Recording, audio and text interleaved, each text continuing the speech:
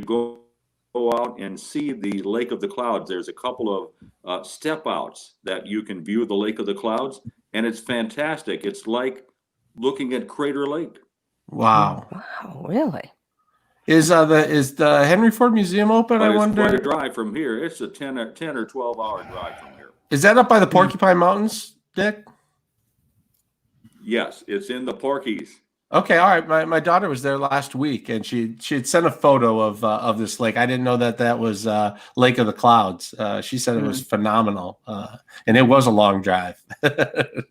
And hopefully the Traverse City wineries are open, because the bars are shutting down in Michigan. I guess in Traverse City the bars will be open too. But what are you guys doing? Ann, you got plans for the holiday? Yes, I'm going to head up north. Oh, nice. So I'm going to head out after this and just take a little break for a long weekend. Well, are we going to be seeing traffic, Dayna? Are people going to be hitting the roads? Well, most of the projects, 3/4 of the projects are suspended, so it should not be too bad. But expect people like you guys heading up north. There'll be some increased traffic, but just be careful. Go the speed limit, and you'll be okay. What about you, Dick? I'm heading up north as well. Help the northern Michigan economy. We're going to help the northern. Or as they say, my in-laws say up there, you're gonna bring all that COVID from Southeast Michigan up to God's country up here in the north. How about you, Dick? What are you up to? Going up north, helping. Oh. Look at that. 3 out of 4. Wow, I'm lame. Okay, I'm coming too. I love it. I'll go to Annie's up today. Go to Kevin tomorrow and go visit Dick on Perfect. I'll just make the rounds. You're listening to the Paul W. Smith Show. We'll be right back with more. Let's check traffic and weather. This report is brought to you by Unbound.org. Right now, there are young people across the world facing a tough choice: continue their dream of education or drop out to help their family put food on the table. You can help change their future in a single moment. See how far your support can go at Unbound.org. Traffic First, sponsored by Restore Wellness Center. Are you experiencing nagging body pain, tired of taking medication for relief, neck and back, arthritis, tendonitis, muscle soreness, and more? The Restore Wellness Center can help relieve or eliminate the pain completely and get you back to work. Reserve your appointment today. Call 800-935-5959 in Brighton, Shelby, and Bloomfield, or restorewellnesscenter.com. Starting off accident-free on this Thursday, 8 Mile eastbound between Gratiot and 94. Construction has your right 2 lanes closed through July 20th. Now, WJR Weather First from the Weather Channel, sponsored by Starline Mackinac Island Ferry. Hightail it to Mackinac Island on a Starline Hydrojet or Catamaran ferry. And now a new pirate ship, the Good Fortune. Starline offers the largest open-air boats disinfected before every trip, with fares starting at $19. Get discount tickets and vacation packages at MackinacFerry.com. That's MackinacFerry.com. Temperatures will heat up heading towards the fourth. Clear this morning, then afternoon sunshine with a high hitting 92. Overnight clear, the low 69. Even hotter tomorrow, expect sunshine and a high of 94. From the Weather Channel, I'm meteorologist Jeff Marr on News Talk 760 WJR.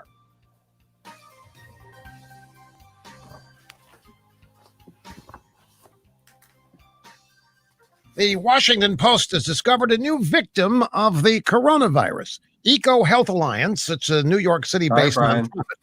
Starting in 2008, under the Obama regime, the National Institute of Allergy and Infectious Diseases, headed by Dr. Fauci, gave Eco Health Alliance millions of dollars in federal grants in order to research viruses, in particular viruses from bats, viruses that could cause pandemics. Now, incidentally, Eco Health Alliance had a partner that helped them study bat viruses. That would be the Wuhan Institute of Virology in Wuhan, Chicom. Now, everything was going along swimmingly, according to the Post, until the bad orange man stepped in. The Amazon Prime Washington Post says, without evidence, that the bad orange man questioned whether the virus that killed thousands and shut down our economy might have come from the Wuhan lab. And that, according to the Post, created a tragedy for Eco Health Alliance important bat virus work. The grant spigot got shut off. All those millions of American taxpayer dollars dried up. And you know who the Post blames? China? No. They blame President Trump for actually raising questions about the origins of the virus that's crippled our nation. The Chi-Coms are the good guys, you see. President Trump's the bad guys, the enemy. That's the way these deranged liberals literally do see the world. Rush Limbaugh, noon to 3 today, right here on WJR.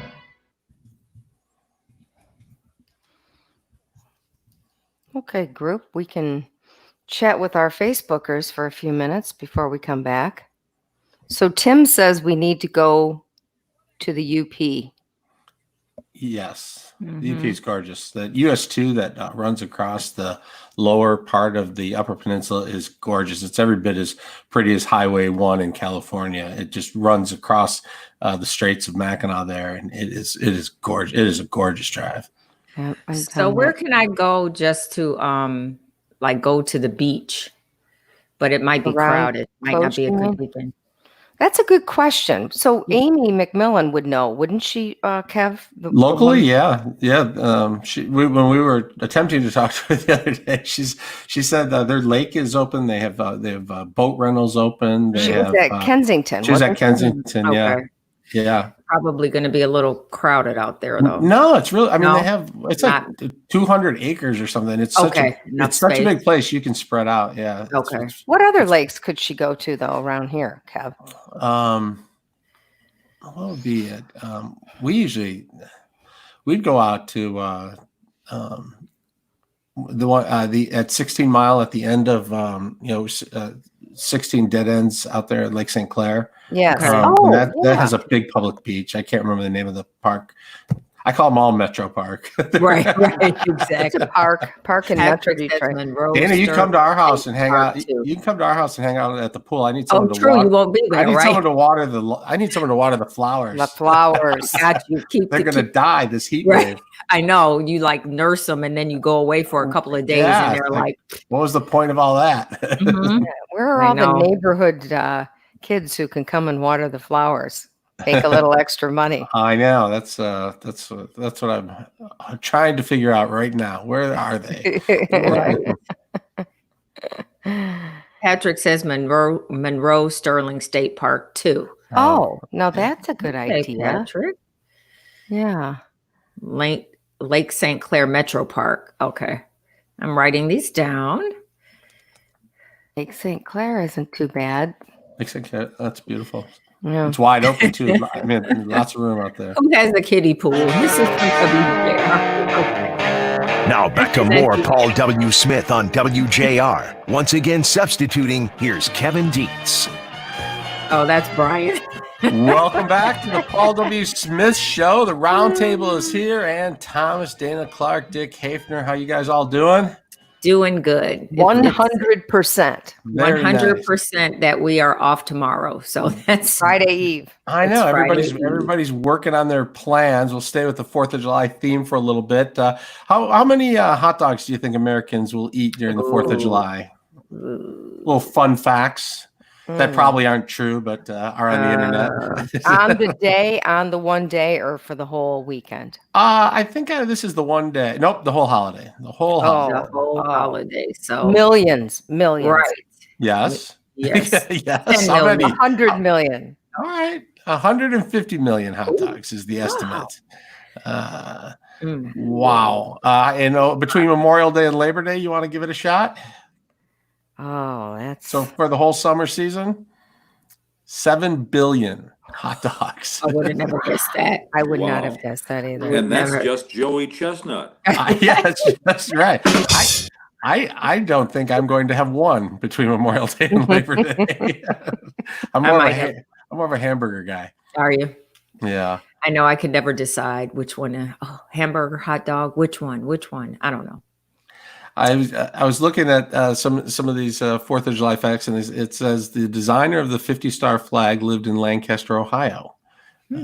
Robert G. Heft, who was 16 at the time, designed a new flag using the old 48-star flag, and then $2.87 worth of blue cloth and white iron-on material.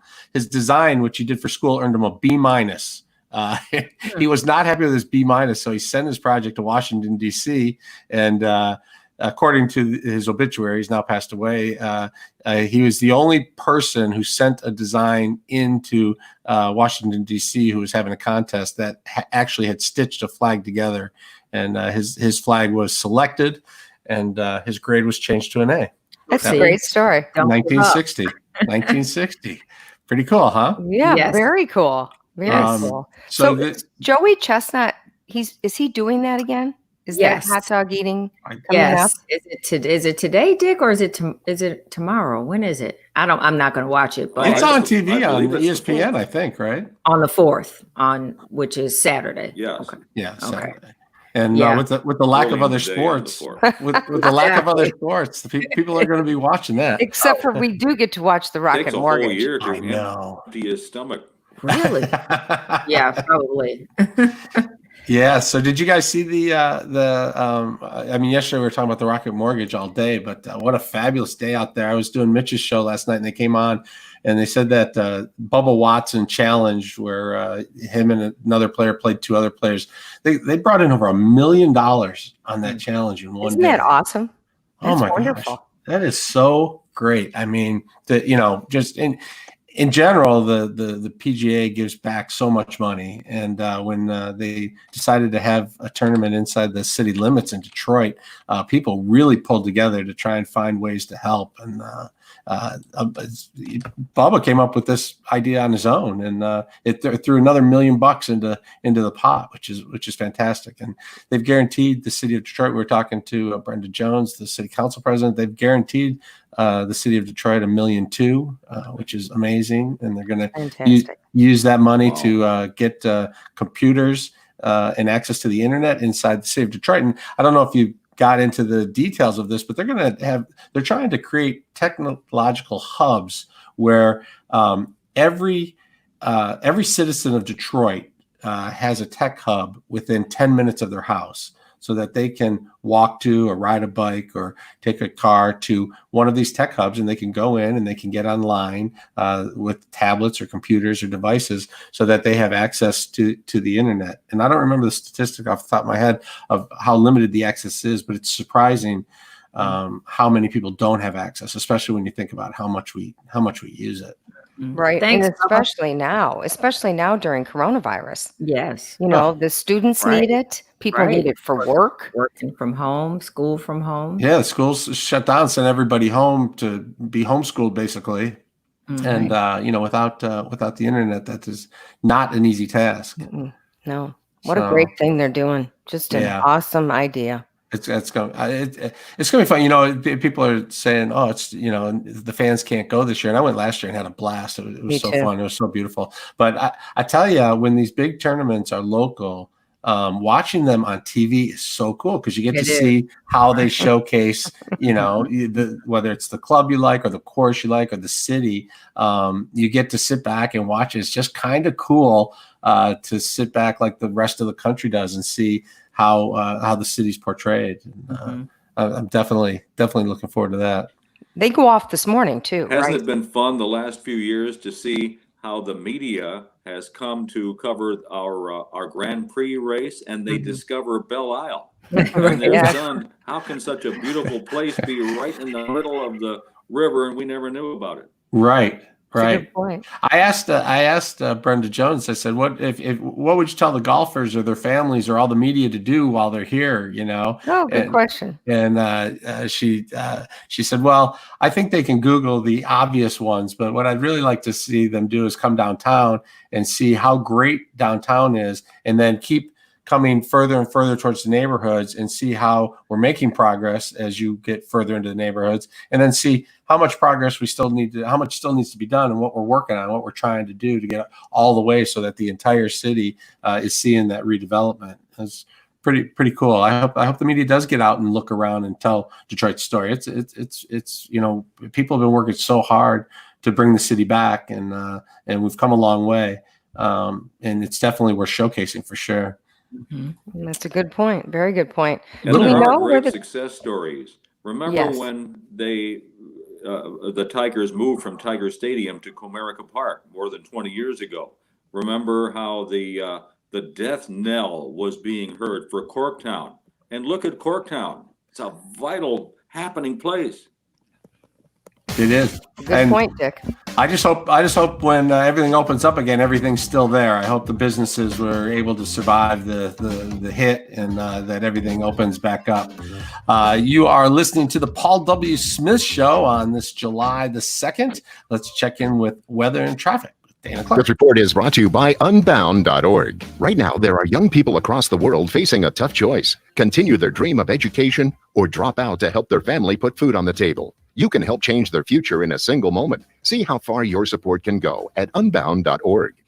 Well, Kevin, most of the projects, as I mentioned earlier, will be suspended for the holiday. But on this Thursday, those construction barrels are still out there, and the barrels may still be out there as well, but obviously no workers in the way. So construction today in Southfield along 12 Mile eastbound and westbound between Telegraph and Lasser. The road there reduced to just one lane that's scheduled through late fall. Now, WJR weather first from the Weather Channel. The hot weather, it does continue today.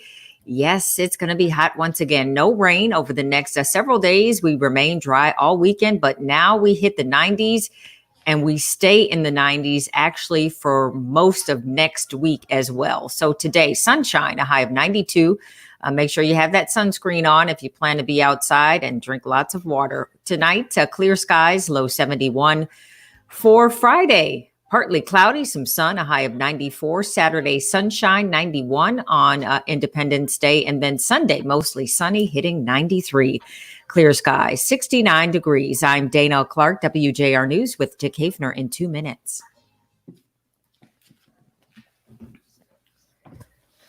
Now we can talk amongst ourselves. Kevin, do you have more fun 4th of July I facts do. for us? I got a couple.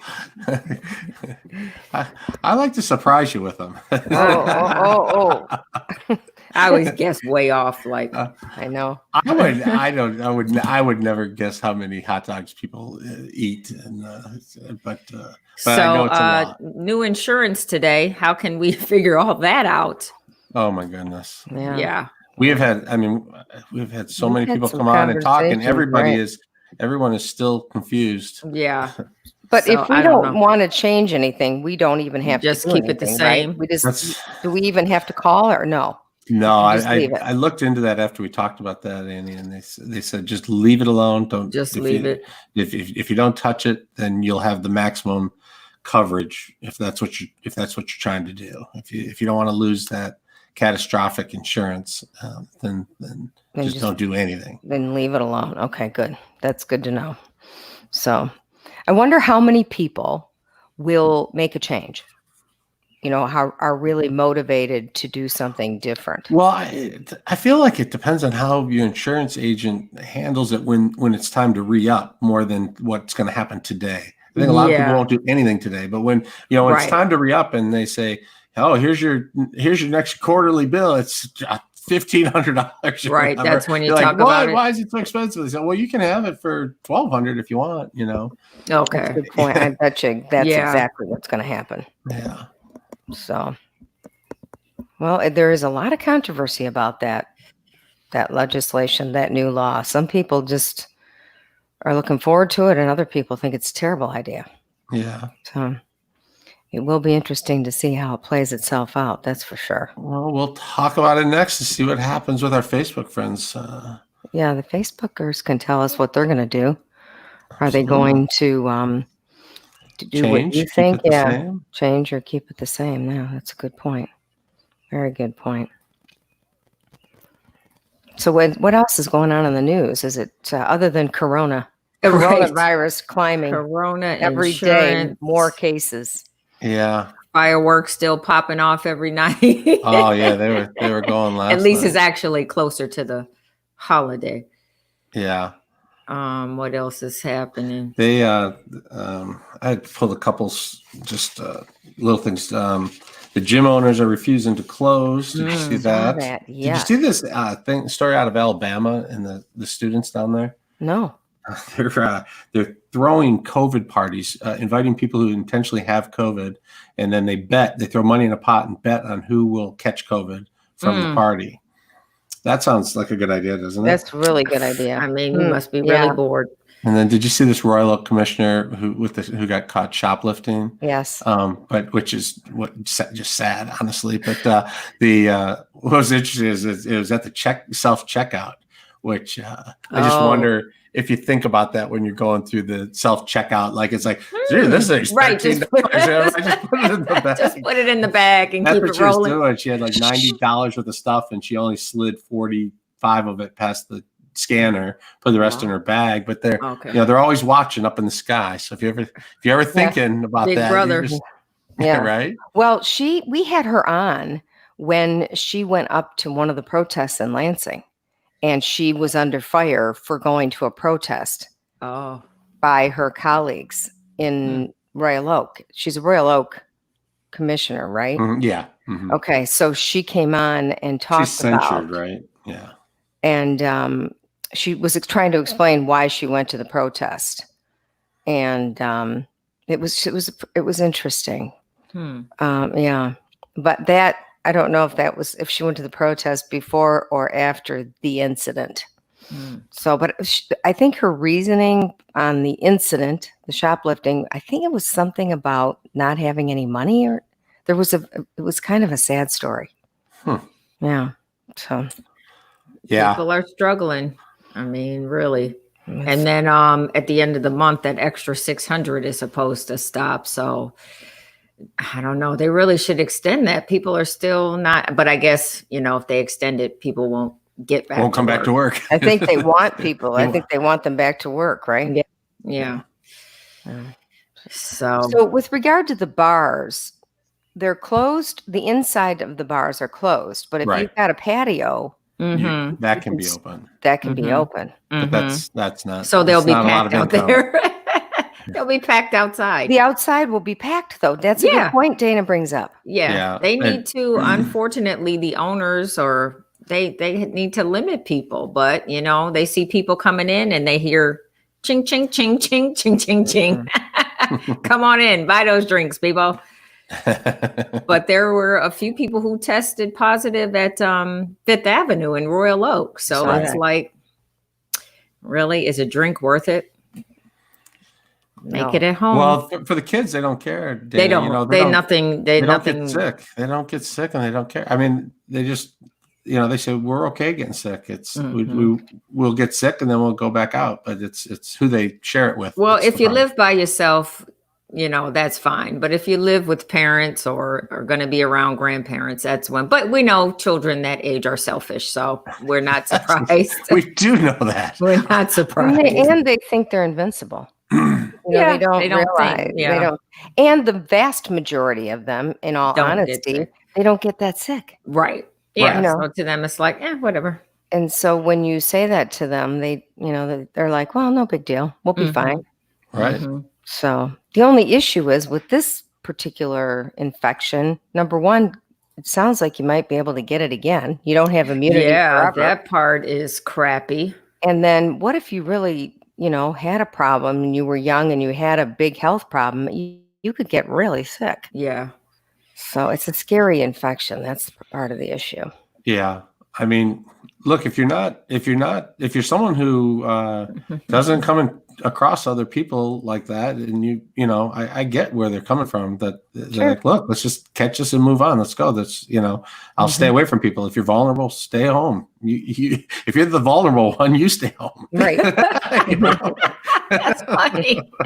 That is the thinking. That's how they think, though. That's it. They're like, you're the one with the problem, not me. Exactly. Get out of my lane. Get off my lawn. Kevin's totally right about that. It is. That's how absolutely right. That's what they're thinking. And it doesn't seem like it's going to be ending anytime soon. No, I think we're going to figure this out for quite some time. From the great voice of the Great Lakes, this is Paul W. Smith on WJR with Kevin Deitz filling in for Paul. And welcome back to the Paul W. Smith Show on WJR 760. We're also on Facebook Live. If you happen to be on Facebook Live, you can chime in with comments. And we will react to what you have to say. If you'd like to text or call in, the number is 1-800-859-0957, 1-800-859-0WJR. We're kind of celebrating the 4th of July a little early here today with Ann Thomas, Dick Hafner, and Dayna Clark, having a little fun. If you guys are going to have a cocktail on this 4th of July weekend, you wouldn't be the first. On the second anniversary of Independence Day in 1778, American troops were fighting the American Revolutionary War, and George Washington decided to order a double ration of rum for American soldiers to celebrate the holiday. Good idea. So you gotta keep Good idea, George. Keep the troops happy, right? That's right. That's Good idea. Did you guys know that there is a U.S. flag code and that you may be violating it without even knowing it? No. If you wear a flag T-shirt or have a beach towel or shorts or anything with the flag printed on it, it's there's actually a code that is in violation of. However, it's not an enforced or enforceable law, so it's against the code. But there are no flag police out there that will pull you over and stop you for having an American flag on your T-shirt. That's interesting. I did not know that. Yeah, isn't that interesting? That's, Even a towel, can't lay it down, huh? I think that's you can walk into a Walmart. There's 8,000 flag shirts this weekend. Right. Every aisle is filled with stuff like that. Dick, you might have known this one. You know what happened on the 50th anniversary of the 4th of July? No. How could you not know this? Well, you will now remember this for the rest of your life, because on the 50th anniversary of the 4th of July, Thomas Jefferson at age 82 and John Adams at age 90 both died on the 4th of July. Oh, wow. In 1826. They died within 5 hours of each other on the 50th anniversary of the signing of the Declaration. Bitter political enemies. Jefferson and Adams both And died how on the old 4th were of they? July. Wait, 82 for Thomas Jefferson and 90 for John Adams.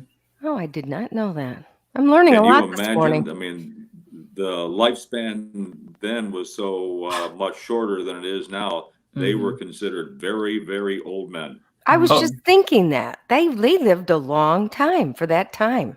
Yeah, and you know what? Do you know what the average age of the signer of the Declaration of Independence was? Now that you know those two are on there, what might you guess the average age of the signer of the 45 years old. 45 years old was the average age. The youngest was 26 years old. And Benjamin Franklin was the oldest signer at the time. Benjamin Franklin was 70 at the time. Ooh. So, fun facts on the imagine? 4th of July. Compare that to the ages of our two presidential candidates this year. Oh, gosh.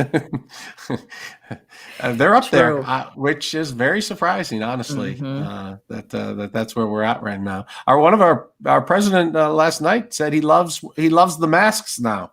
He's really? in favor. He said he looks like the Lone Ranger in his mask. He said, and he's a big fan of the masks. Well, hallelujah. I guess it's never too late, huh? And Jennifer Aniston was on the Instagram saying you have to wear your mask, and Tom Hanks was kind of angry at people who are not wearing their masks, but still people are insistent on not wearing masks, and they're mad when we talk about it, aren't they, Ann? Yes.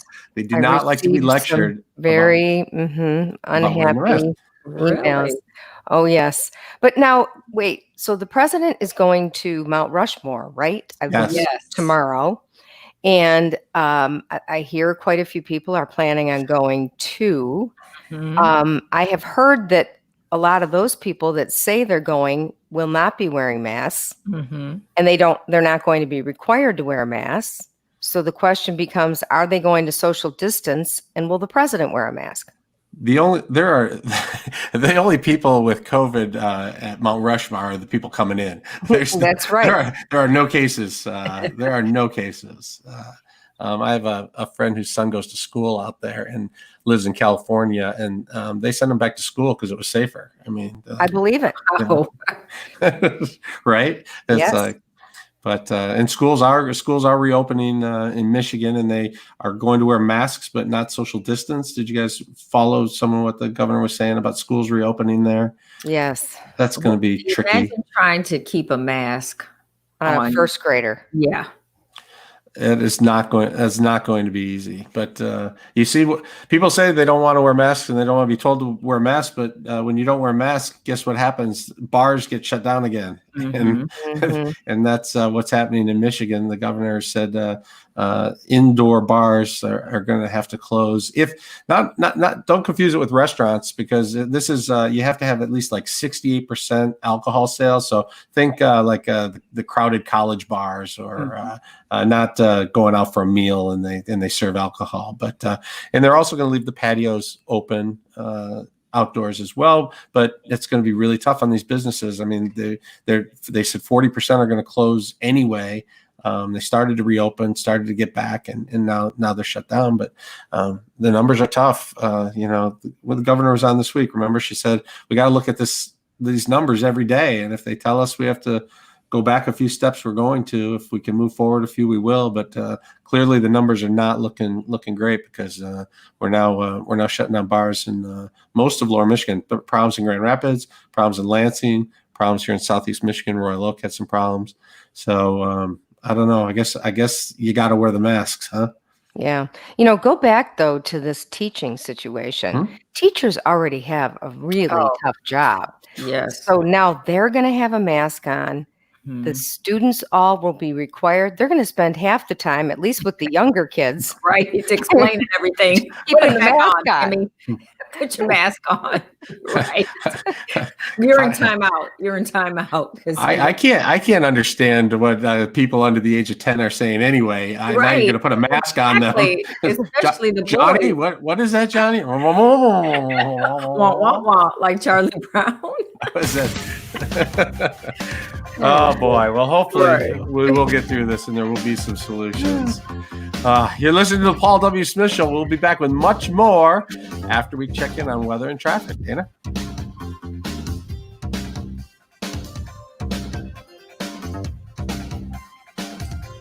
Changes are coming to your medical coverage as of July 1st. Learn how to stay safe with full protection at driveprotected.org. Funded by the Michigan Health and Hospital Association.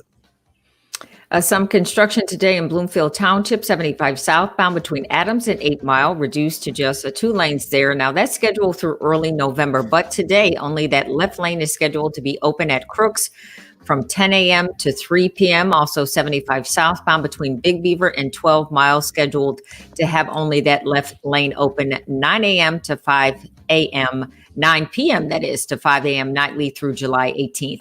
Now, WJR weather first from the Weather Channel, sponsored by Starline Mackinac Island Ferry.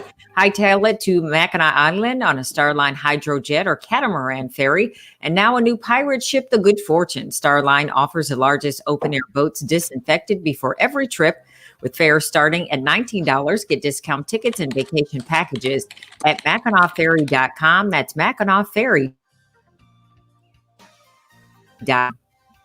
We'll be dry with above average temperatures heading towards the 4th of July weekend. Guys, Clear this morning, a sunny afternoon with a high of 92. Overnight not clear with a low of 69. It's sunny doing tomorrow, the high great, are climbing we? to 94. From the Weather Channel, I'm meteorologist Jeff Marr on News Talk 760 WJR. These days, we're all looking for someone with experience to guide us through this challenging situation. That's especially. Yes, Dayna, you guys will just be on the phone for that. Okay. For- Have for a great Greg. weekend. Now, Be safe. did you tell Kevin to come up with the 4th of July? Favorite Yes. 4th of Yes. July? Yes, we chatted. Okay. You guys Came up- be safe. Don't Yeah. party too hard. No. Make sure all the flowers don't die. And if I come to the door, let me in. We always Bye. would. Smooches. Good for you.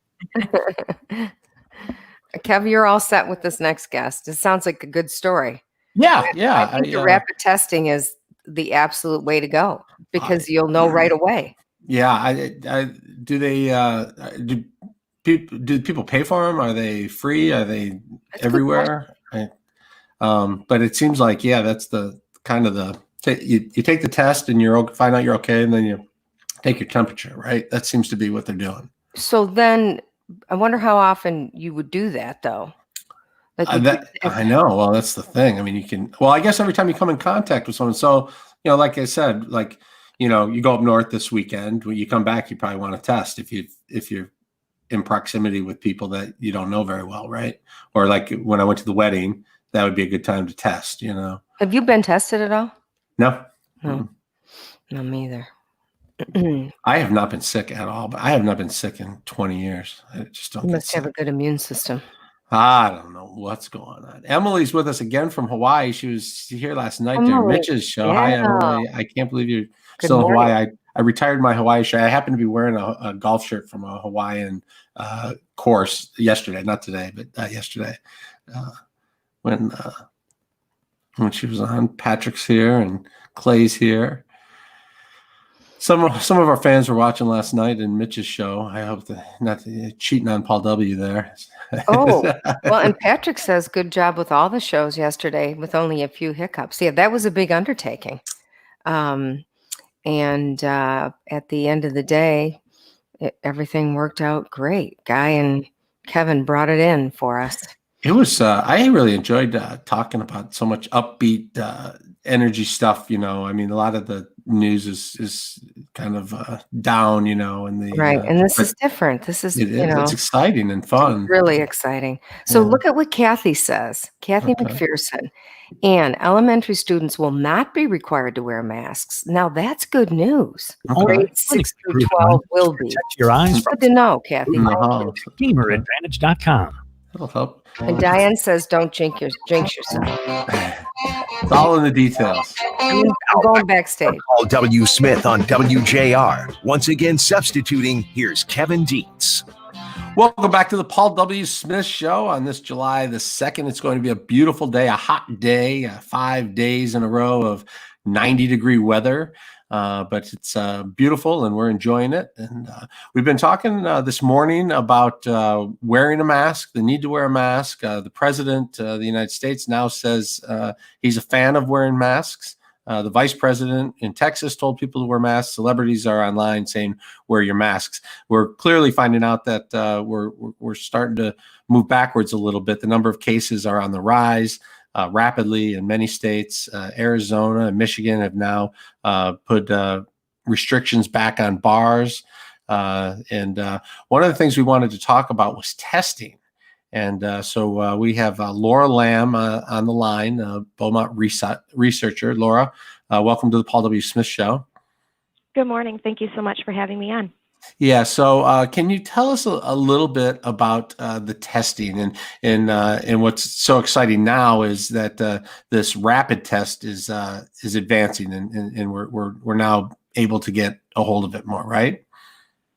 Correct. So I think we're all starting to really appreciate that testing people and in the future, probably retesting people as they go back as we reopen governments is going to be a critical strategy for ultimately keeping people healthy. And so what we've done here at Beaumont is developed a fast and inexpensive test that can be done anywhere at the point of risk. So it doesn't require a traditional medical laboratory.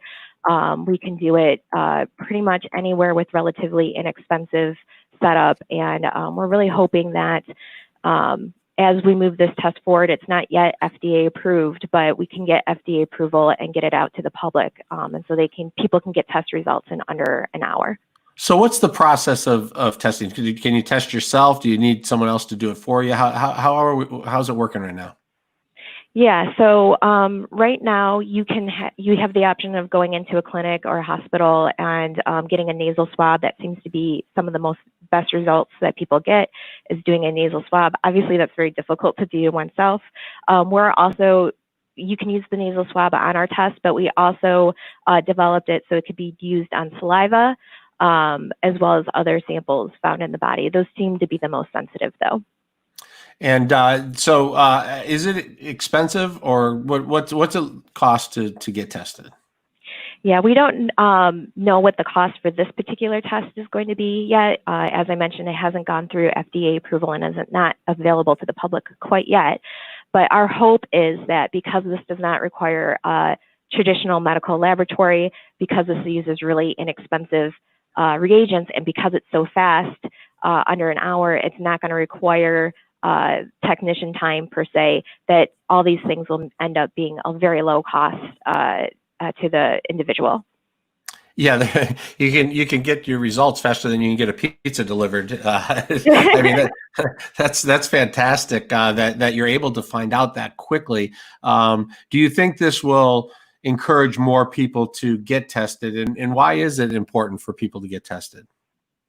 Yeah, so we hope that people, if it's convenient to them, if this is a test that's available at their work or at the local pharmacy or wherever the risk might be, maybe at school, et cetera, that they will get tested, because ultimately, if you feel that you've been exposed, you need to know if you're positive or negative, because we know that people might not have symptoms of the disease, but they might be spreading it. And the last thing anybody wants to do is get their loved one or coworker or friend sick. So ultimately, we want to prevent the spread of this further. We want to keep people healthy. And then those people that are sick, we want to keep them from ending up in the hospital and having to go through all these horrible interventions that are required to really save their life. So if we get them an intervention early, hopefully they're going to have better health outcomes too. Yeah, and advancing technology is not inexpensive. Is the funding in place? Are you guys searching for funding? What's the secret to get this out as quickly as possible? Yeah, you're absolutely right. Advancing technology isn't inexpensive. We don't have funding at this point. We are trying to secure funding, and hopefully somebody will be able to ultimately help us get this out to the people. We're very excited about that possibility. What do you think about, like, when we see these numbers all the time, and people say, well, it's hard to really know the numbers because people just aren't testing. It seems like the numbers would have to be higher than we think if people aren't being tested. I have not tested yet. Have you tested yet? Yeah, we most of the employees, I should say, at Beaumont were involved in this wonderful serology study that was done by Dr. Matt Sims to see, and that test looked for evidence if you had a infection. So it wasn't looking for the virus directly, but it was looking at whether or not you had been exposed. Yeah, and so how soon do you think we might be able to see this? And is this something you'd still go into the clinic? This isn't something you could pick up at a store yet. We're not there yet, right? No, but it would be hopefully outside the clinic. Hopefully we can make this available again, so it's convenient for people to do, right? It might not always be close to a clinic, and so if we can get these out into the community, I think that's really where we're going to make an impact. I'm sorry, what was the other part of your question? Oh, that's all right. Well, yeah, I was just like, at some point, I wonder if I'm going to be able to just go into a CVS and grab a test off the shelf and test, because but the issue kind of is, okay, so I go to the clinic and I test and they tell me that I don't have it. But then I feel like, by a couple of days, I've come in contact with people again. I almost feel like I need to retest. It's great to test, but then you don't know. You just don't know when you're going to come in contact with this thing. And so I guess the what you're working on is great, because the easier it is to test and the quicker you can get the results. And if we can keep the price down and make it more available, you can retest as often as you need to. But that's kind of the key, I suspect. Yeah, and that's really what we set out to do, because we want to make it convenient. We want to make it inexpensive, and we want to make it accessible and affordable. And so, as you mentioned, going through your life, you might be okay one day, and then the next day you have something that you felt was a risky exposure, and you want to know your status. So it's very possible that we're not going to test people once. They're going to have to be retested. And I think that's going to give people comfort of mind too, as we start to reopen these local economies. And I guess we don't know for sure if you catch it once that you're done with it. So even if you've tested positive, in theory, after it's passed through, you might still test, right? Yeah, we do know there's some individuals that have tested positive and then gone on and weeks or months later tested positive again. We don't know if that's the case yet for everybody. We're hoping that people can develop immunity, but yeah, we're going to take precautions until we know who those people are at risk for developing again. Well, that's fantastic. Laura Lamb with us, Michael Chancellor, also part of the research. You guys over at Beaumont doing everything you can to make the testing as accurate as possible, as easy as possible, as inexpensive as possible. And I think once more of us are testing, we'll have a better idea of where we're at with this thing and where we're headed. So thanks for all the work you guys are doing at Beaumont. Thank you so much. All right. You are listening to the Paul W. Smith Show. We are going to check in with weather and traffic and Dayna Clark. This report is sponsored by Everstream, the business-only fiber network. At Everstream, the business-only fiber network, they believe business deserves better. Everstream's full-service approach to business connectivity delivers the speed and reliability that businesses demand. Everstream, faster fiber, better business. Kevin, this Thursday morning, we are accident-free. No reported delays either. Let's talk construction. 696 Service Drive, eastbound between John R. and Cousins. Road construction in that area scheduled through early October. Now, WJR weather first from the Weather Channel. It's going to be a hot one again today. We kick off the 90s, and those 90s will stick around for the entire holiday weekend. It's going to be less humid today, so it's going to feel a little bit better and less humidity for the holiday as well. Sunshine, 92 degrees for the high today. Tonight's low clear, 71. On Friday, partly cloudy skies, 94. Saturday, sunshine, 91. And Sunday, mostly sunny and 93. Clear skies, 69 degrees. I'm Dayna Clark, WJR News with Dick Hafner in about 2 minutes. I'm Justin Ho for the Marketplace Minute. The economy is changing so fast, it's hard to keep up. Another COVID vaccine trial moves Weekly forward. unemployment figures out today show that Wirecard 1.5 is missing million $2 billion.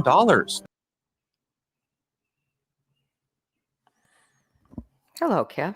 Hi, how are you? So that's an interesting deal. I really think that rapid testing is the way to go. Yeah, I you want to test, but do you want to, it's like, do you want to go into a clinic right now and do like the easier and faster we can do that, like as soon as you can test, I think we'll all easy and get your results back quickly. I think we'll all be better off for it. I talked to people who went and got the test early and they, whatever, and the swab is fine and the nose and all that stuff is fine. But they had to wait a week to get the results and, there are pins and needles but this, to get results in 35 minutes is fantastic. So is it the same swab type? Yeah, that's what it sounds like. She said that it's similar. That's that's the best way to do it. And it sounds like you still are going to have to go in. What they're fixing right now is the speed of the results. So I guess that's good. Like if you think about the golfers out at the Rocket Mortgage, they could take a test at 6 this morning and know that they're clear and could, to go play. Or if you have football players or basketball players or whatever, if you can find out the same day or in half an hour, you're going to be much safer to go do that. That's a good point. Did they change up the rules a little bit for the PGA players? They had, I think they shortened, if they're negative, if they tested positive originally, then they have to be tested a couple more times to make sure they're negative, of course, before they can play. But I think there was a little bit of a change up in how long they had to wait before they got back on the course. Yeah, I think you're right. I didn't talk to anybody about that yesterday, but that's what's tricky. I mean, in golf, it's a little more spread out and whatnot, but everybody's trying to figure this out and what they're going to do. I was talking to somebody about college football. They really want to be able to play college football. The schools need the money, Right. and they said they think they might be better off if most of the team caught it and then they would be done with it, rather than somebody catches it and then you got to keep them away and test everybody. And I mean, it's really going to be. We're not going to be there by the fall where, as soon as 4 players have it, they're going to have to shut down again, I think. Right. That's a good point. It's going to be tough. It's going to be tough. Plus, the other issue is, are they going to be playing in front of anybody? I know there's been a lot of different models about how you would have fans set up, or some fans. They're talking about families being allowed to come in and watch and kind of be spread out. You have big stadiums, so you could social distance if it was a small number of people. But yeah, they do not plan to have fans now. I mean, if you can't have fans at a golf course, you could, in theory, spread out much more on a golf course than you could in a football stadium or a gym. If people would do it, that's the problem. No, the people don't want to. People don't want to social distance. They want to be done with COVID. Well, people are social beings too. Right. It's almost, for a lot of people, it's hard. It's you want to give somebody a hug, or. I'm done with COVID, but COVID may not be done with me. Right. That's the problem. That's the catch right there. Now, Yeah. I do not see. Maybe Dick will be popping in here. We're going to have to ask Brian. I'm going to tell Brian to have Dick pop in with us. At 6:35. He may just do it on his other equipment. Oh, Brian says, okay. So he's listening to us. So that's interesting. Okay. So now what is Matthew Schneider going to be talking to us about, Kev? Yes. Well, so, the Attorney General, William Barr, signed him to be in charge nationally of watching over people's civil rights as COVID decisions were being made, So, while people are trying to keep everybody safe, people also have rights, and so he's been working on protecting people's civil rights. So I'm anxious to have him on and see what he has to say about what they found and what they've uncovered, and some of the decisions that they've had to make. It's a big job for him to be asked to do, and it's interesting to see what they found. It'll be a good update. Yes. Yeah. I know he was looking early on in the process. He was looking at a lot of churches, Mm-hmm. to make sure that the churches were being treated fairly. Yeah, I mean, it was tricky. They originally just they were shut down, and then I think when they realized that they could get the technology to go online and do it, things worked out a little. But telling people you can't worship is doesn't go over well in this country. No. Right? It does seem like, I hate to jinx something, but it does seem like the churches, at least from what I can tell, I haven't heard any major outbreaks. It does seem like they're making this work. The social distancing, the masks. Yeah, they're cleaning. It's all it takes time. It takes money, to be safe like this, and they're going through the process. At least, it's weird being in church and sitting so far apart from other people. You're used to. I mean, part of that is all the community of coming together, and to be separated so much, and to be in a mask, and for some reason, the mask feels even odder to me in church, than in the grocery store or something like that. It's just a weird feeling, and you just want some place to be normal, and church would be a good place to start. But you see someone you haven't seen for a while, you want to go shake hands and say hello, and you just can't. Don't do it. Don't do it. Just don't go there. There's Dick. Dick's back. Okay, now let's see. I'll add in. Brought to you in part by North Bloomfield Properties. Bloomfield Properties, experts you can trust. With over 25 years experience, North Bloomfield Properties is the area's most recommended residential property management team. Our full-service management approach handles all the advertising, cleaning, maintaining, and repairing of your rental homes. That's why the Better Business Bureau awards us an A+ for customer satisfaction. Contact us today so you can enjoy your weekends again. Visit northbloomfield.com. North Bloomfield Properties, experts you can trust.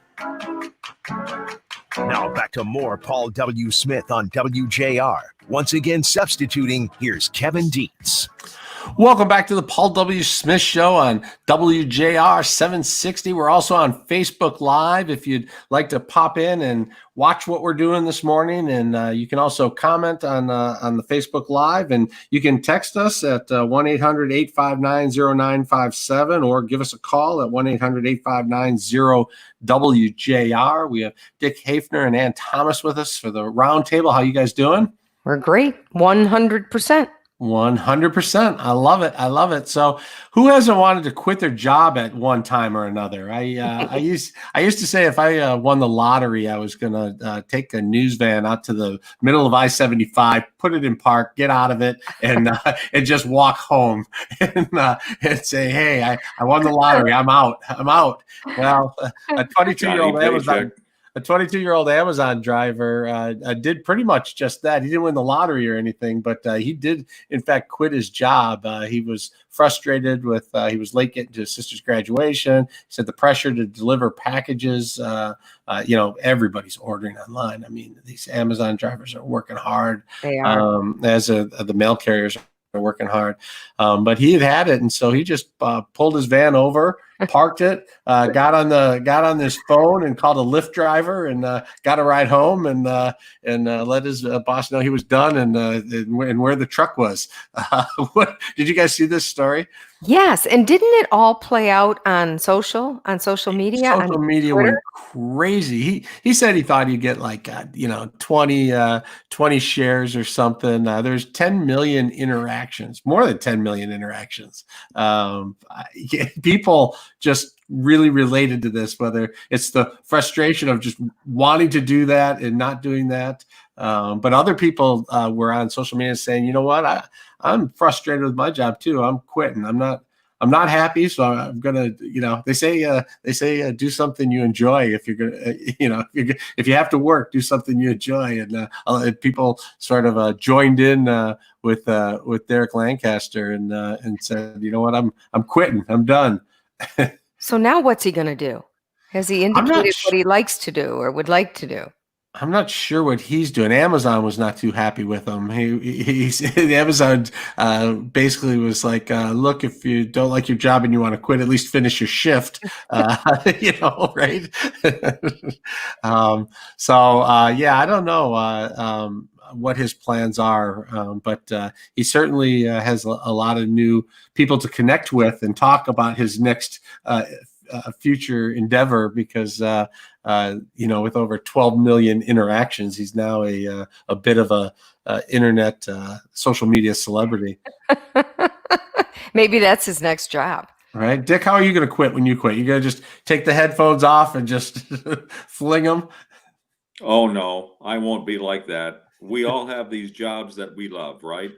We all go to work here doing what we do because we like it, and so we don't feel like it's a job. But for so many millions of people, they have a job and it's really work, and it's not so pleasant. So I think we can all empathize with that guy, even though he clearly was irresponsible in leaving the truck and all the stuff in the truck as he did.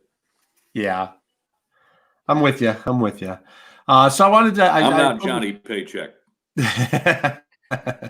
Good for you, Dick. I would expect nothing else. After you retire, you'll probably still come back in just to see if anyone needs any help, Absolutely. I always say, even if I won the lottery, I'd still keep my job. I think I would definitely still work. I would definitely still work, but I would be running my own charity, and my hours might be shortened a little bit. There might be a little more time for golf. Right, exactly. Get out there a little more. We've been talking about schools and COVID and different things. So I saw this story out of Alabama, and a city council member in Alabama, in Tuscaloosa, reported that students down in Alabama are getting together and having parties. They're calling them COVID parties, and they would intentionally invite people who have COVID to the parties, and then they would gamble on who would catch COVID next or quickest from the parties. They're young people who clearly are not afraid of catching COVID, as nasty of a virus as COVID is. the thought process of these kids was, yeah, let's catch it, let's catch it and move on. And I just wonder how. Not that people aren't having COVID parties all over the place, but I just wonder how much of that mentality exists, or if you think it exists at all, where people say, I'd rather just catch this and be sick for a couple of days and move on than worrying constantly about, catching it or who I'm coming in contact with. Yeah, I think there's a fair amount of that out there. It'll be interesting to ask Frank McGeorge coming up next, Kev, what he thinks of that idea, because it's an interesting thought, but it seems somewhat dangerous, because part of the problem is you don't know how you're going to be affected by the disease, right? And the other issue is just because you get it once, I'm not sure they know that you can't get it again. So right. How does that help? Yeah, I don't think we're going to Russian roulette of coronavirus. That's crazy. Yeah. Right. I don't think we're going to get a medical opinion that it's a good idea to take a chance and hope that you get a light dose of the virus. But you hear a lot of this, though. But I'm telling you, it is a real thing. It's not just 20-year-old college kids that say they're willing to take the risk to live their lives the way they want to live them. They want to get back to the parties and concerts and even classes that are normal. They're tired of taking classes online. They want to get into the classroom. They want to live their lives again, and they feel like a couple of bad days with a flu-like virus is okay, but it just doesn't hit everyone the same. And then you gotta think about who you might give it to. So, right. Well, how nutty that idea is. If they went out and got the virus, got sick for a couple of days, and they would think that they built up some sort of immunity, they're still under all the guidelines that are still in place. Their lives really wouldn't change, except they would have a little more confidence that they wouldn't die of the virus. That's a good point. Yeah, well, we saw that the gyms are a couple of gyms in Michigan are refusing to close down. They're saying we're going to stay open. Our people deserve to exercise. They need their exercise for their mental health, and we'll try and social distance, and we'll try and stay clean. And there's an executive order saying you can't open, and they're open anyway. So there's clearly a divide on how people feel about this virus and how to handle it. So we'll get into it with Dr. Take McGeorge. this virus and shove it. There you go. And I'm not going to work. I'm leaving my van in Lathrop Village and taking a Lyft ride home. All right. You're listening to the Paul W. Smith Show. Let's check in with traffic and weather with Dayna Clark. This report is sponsored by the Michigan Health and Hospital Association. If you have Michigan Auto Insurance, big changes are coming to your medical coverage as of July 1st. Learn how to stay safe with full protection at driveprotected.org. Funded by the Michigan Health and Hospital Association. Kevin, it's nice and quiet out there in Royal Oak, seeing construction along 14 Mile, both directions, eastbound and westbound between Greenfield and Crooks. The road reduced to just one lane that's scheduled through November. Now, WJR weather first from the Weather Channel. Clear this morning, then afternoon sunny. We'll get hotter today with a high reaching 92. Tonight, clear, the low 69. Even hotter tomorrow, sunny with a high of 94. And some more dry and warm conditions for the 4th of July weekend. From the Weather Channel, I'm meteorologist Jeff Marr on News Talk 760 WJR. Get an unbeatable summer discount savings on your landscape irrigation and lighting with Tri-County Services, serving all of Oakland, Macomb, and Northern Wayne counties with a 5-year warranty on every. All right. So Clay says the kid who quit is going to concentrate on school. So that's a good story. That's good. Yeah. Yeah, that's great. Good. That's awesome. That's good. Yeah, that's very good. The other thing for Dr. Frank McGeorge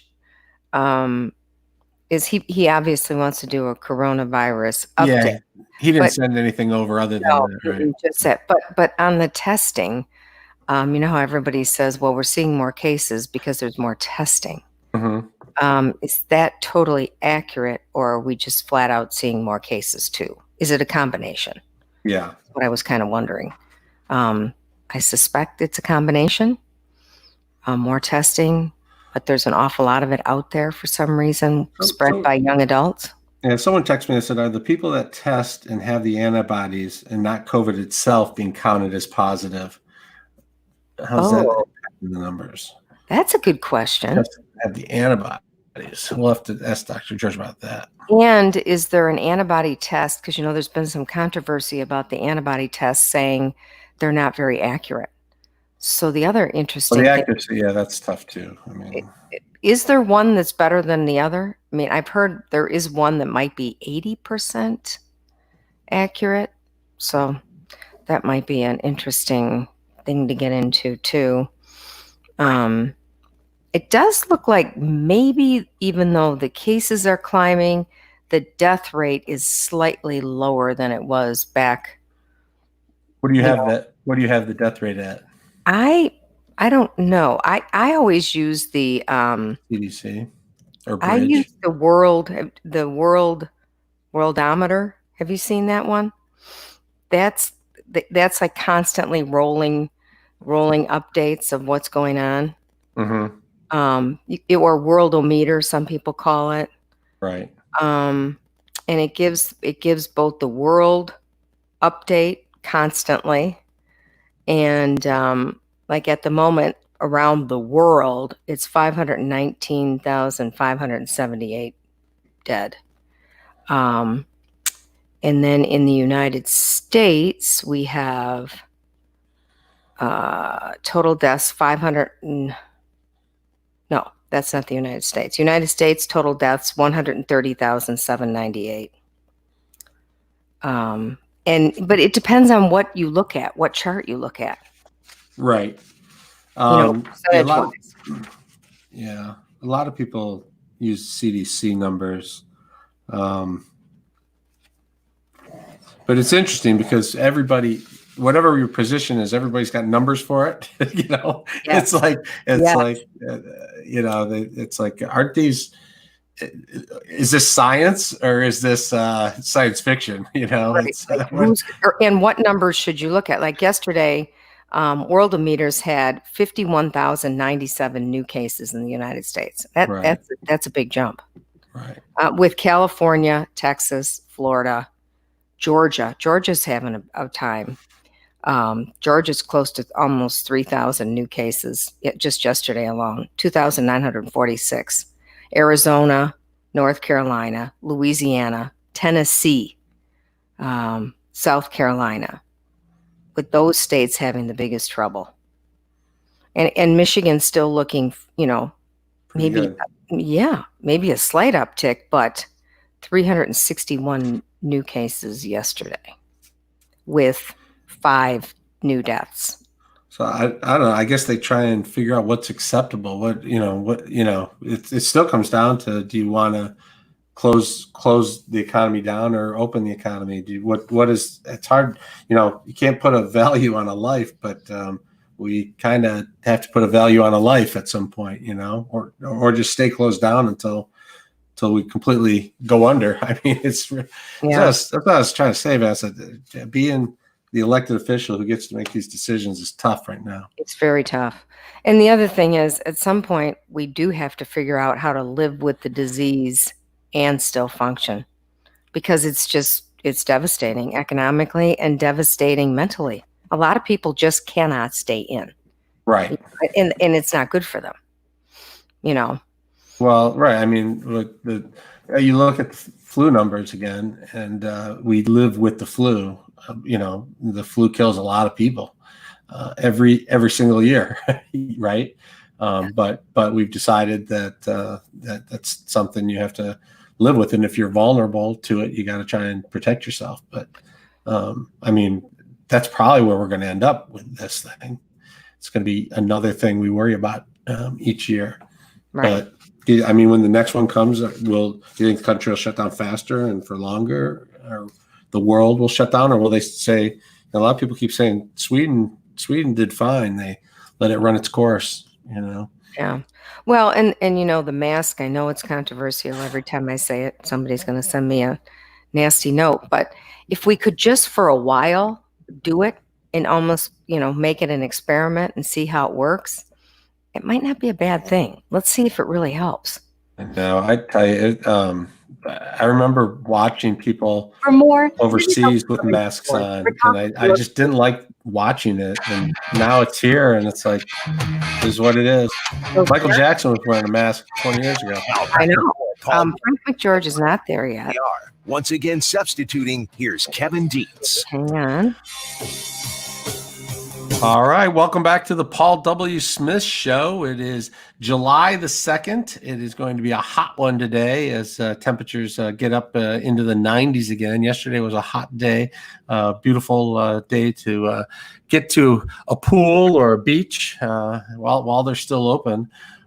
We have been talking about COVID-19, which seems to be something we talk about a lot, and some people have COVID fatigue from it, but the numbers keep going up as we reopened, and so there's something that you have to keep a close eye on. And as you try and decide, do you live with COVID and move on, much like the flu, or do you shut down again and wait until we get a vaccine? And they're difficult decisions, and they're being made every day. The gyms are not open. The bars have just closed down. Everybody's going to hit the beaches this weekend, and who knows? Maybe next weekend they will be closed down. And you're still with us. What are your thoughts as you watch this? So your gym conversation is interesting because you had indicated that some gyms were going to ignore the governor's order. Will that be an issue? Will somebody come in and enforce that, or will it kind of just be ignored? What do you think will happen there? I think it's going to travel the same course as the barbershop did up in Owasso. Is that where it was?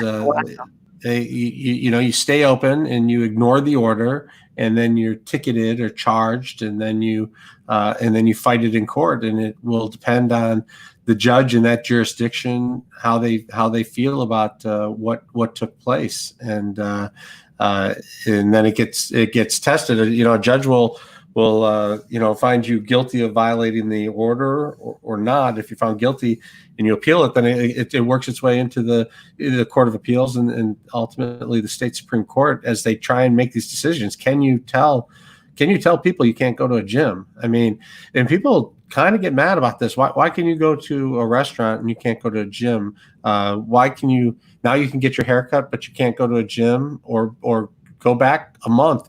You couldn't get your hair cut, but you could go to the grocery store. I mean, if you own a gym and that's how you feed your family, you got to be saying, why is my gym more dangerous than church? The church is open, and the churches have promised to clean after each service and wipe everything down and wash everything. But we can do that at a gym, perhaps easier than you can do it at a church. So why are the gyms being picked on? What do you think about a gym? Would you be comfortable going to a gym if you knew that they were wiping things down? I belonged to a gym for 15 years and I haven't been to a gym. I go to the gym every time my credit card expires and they can't take the monthly fee off it anymore, and then I have to Google where is the gym. I have to look it up and go find it. It's the same for some people at church. It's the same. Yeah. You're right. I feel the same. I don't know that. I mean, I do think with a gym, you're exercising, you're sweating. Does the fact that you're sweating give more opportunity to pass on a virus? Probably, but also at the gym, I mean, and this is going back for years. They have towels and sprays to wipe down all the equipment, and people are pretty good about doing that at the gym I go to. And I don't know why that wouldn't work at a gym as well as it works at the grocery store. I go to the grocery store, and the person there, and they're squirting that cart and spraying that down, and is that protecting me? It's supposed to make me think I'm being protected, and maybe it is protecting me. Maybe that's all it takes is to spray that grocery cart down with the spray and wipe it. Well, why isn't that good enough for a gym? And while I wouldn't probably go to a gym, there's a lot of places I wouldn't go to a bar either. There's a lot of places I wouldn't go right now because I don't want to catch the virus. But why is it fair to people who own gyms to have to not be able to earn a living when they're looking and watching, hair salons be open and be in close contact with each other. Well, could it be priorities? You have to go to a store to get food to live, but you don't have to go to a gym to live. It would seem that the gym is not as important as a food store. Well, and then that goes for hair cutting too. Or lottery tickets. You could buy lottery tickets through the entire COVID process. They never shut that down, and they never shut the liquor stores down or the pot shops either. I'm not sure exactly how necessary lottery tickets, alcohol, and marijuana are on the scheme of things. But so that's the problem is that yeah, I get it. If you don't have to go to the gym, and that's why they didn't open the hair salons, right? You didn't have to get a haircut, but now they're open and the gyms aren't, and the liquor stores stayed open all the time. I feel bad for the businesses that are still closed. It's very tricky, tough decisions. All right, you're listening to the Paul W. Smith Show, and we'll be back with much more right after the break. Let's check in with traffic and Dayna Clark. This report is sponsored by the Michigan Health and Hospital Association. If you have Michigan Auto Insurance, big changes are coming to your medical coverage as of July 1st. Learn how to stay safe with full protection at driveprotected.org. Funded by the Michigan Health and Hospital Association. Still accident-free out there, Kevin. No delays either. Feels more like Friday than Thursday. Lighter traffic volumes on the roadways right now. Looking at construction along 9 Mile, both directions, eastbound and westbound between Inkster Road and Beach Road. Construction in Southfield has lane restrictions there scheduled through October. Now, WJR Weather First from the Weather Channel, sponsored by the Restore Wellness Center. Tired of dealing with nagging body pain, joint swelling, tendinitis, neuropathy, and chronic pain? The Restore Wellness Center will reduce or eliminate the pain completely. Reserve your appointment today at the state's best non-invasive laser therapy treatment center. Call 800-935-5959 in Brighton, Shelby, and Bloomfield, or restorewellnesscenter.com. Still hot outside, even hotter today, but it's going to feel better. Less humid today and less humidity for the entire weekend. But make sure you have the sunscreen on if you're outdoors, and drink plenty of water. Sunshine today hitting 92 for the high. Tonight, clear skies, low 71. For Friday, clouds, sun 94. On the weekend, Saturday, sunshine 91, and Sunday 93 under mostly sunny skies. Enjoy. Sunshine, currently 69 degrees. I'm Dayna Clark, WJR News with Dick Hafner in 2 minutes. Have you been told you need spine surgery or just sick of? I think Dr. Frank overslept, Kev. Dr. Frank overslept. I think he was afraid of our tough questions. He didn't want to get grilled on COVID. He was probably on the line. He was probably listening. He was probably watching. He said, "Oh my gosh, look at all this." Because they have a lot of questions. I don't know if I have these answers. I'm just not even going to call in. We're not going to be able to preview our questions for the next guest, or we'll scare them off. We'll be talking again in the next segment. No, usually that's kind of unusual for him because he usually calls right exactly on time. Yeah. And Brian said that it was just immediately going to voicemail. You said, try it again, no answer, rings and goes right to voicemail. Is it possible he was working last night and he's over shift? He's in the emergency room, working. It's amazing that he is able to do all the jobs he does. But yeah, he's not just a TV radio doctor. He is a doctor. So maybe he got caught at work. Yeah. At the gym that I belong to, it's a small gym, and they have, cardiovascular workouts, and they have like Pilates and yoga and stuff like that. And there's a huge conversation there about the wearing a mask for a cardiovascular workout as opposed to wearing a mask for a Pilates or a yoga workout. Because it might be somewhat hard or dicey if you're doing a cardiovascular workout to keep that mask on the whole time. So they have started a lot of outdoor classes. Right. Yes. Yeah. Cool. That's very cool. For Pilates or yoga, and if you did some social distancing, like moved, I think you could somewhat safely reopen some of these places. You know what I mean? Yeah, for in the summertime, I mean, you do have some more options while we can get outside for sure. But but I don't, the gym, there's a pool at my gym, a steam room, a sauna. I mean, I'm guessing I don't think the pools are open see, but they've opened public pools, right? But they must just be outdoor pools if the gyms are closed. Right. I don't know. I just don't know how much they know about, one surface versus another of carrying this. It definitely seems like it's safer outdoors than indoors. Yeah. No matter what the activity.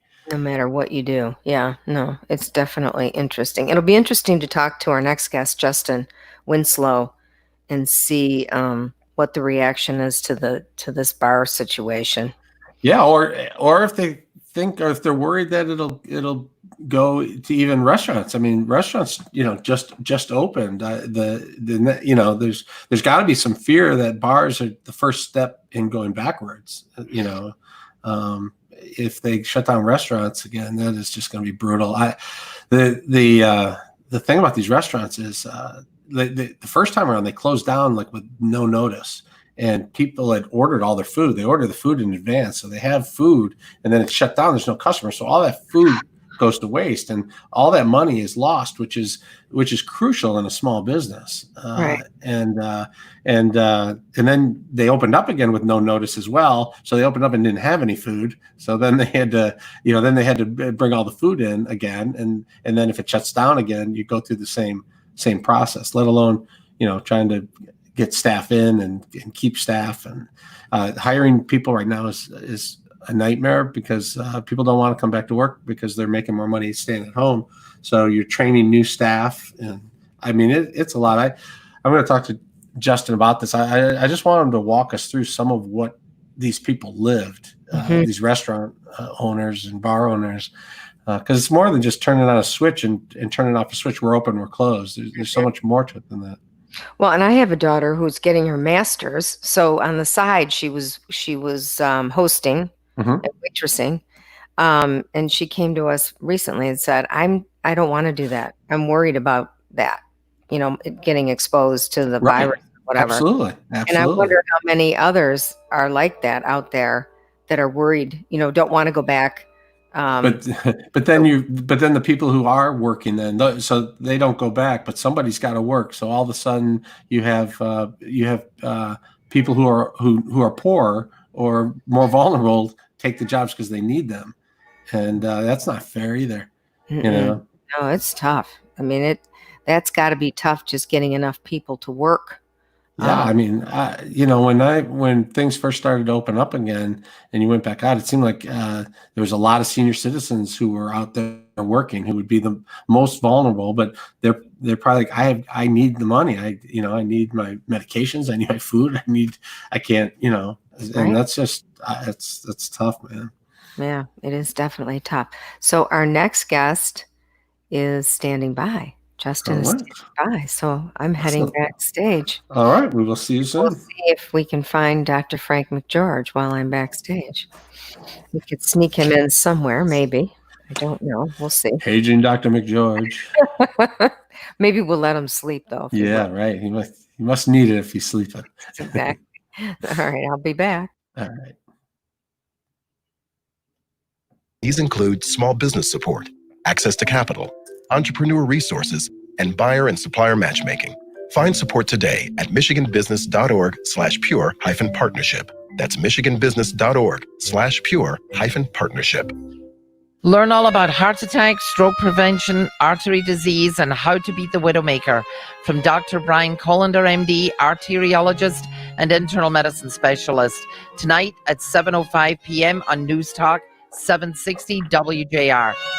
Picture this. A shortage of fuel has closed your electric utility, or any other possible disaster devastated your town. You're out of power, no lights, no news. That's why federal and state agencies urge you to have an emergency radio. Now you can get a free Dynamo World Band emergency radio. This powerful radio lets you stay informed during any type of emergency. It doesn't even need batteries. It comes with a hand crank generator and super bright LED flashlight. The Dynamo emergency radio includes the NOAA weather band, a long-range AM receiver, a high-sensitivity FM band, and even a USB jack to charge cell phones or other devices. The Dynamo emergency weather band radio retails for almost $30, but Newsmax wants to make sure you get this radio. So check out the free offer for the emergency radio by going to gettheradio.com. That's gettheradio.com. Or call toll-free 877-NEWSMAX. That's 877-NEWSMAX. This radio could save your life. This offer may end soon, so order today.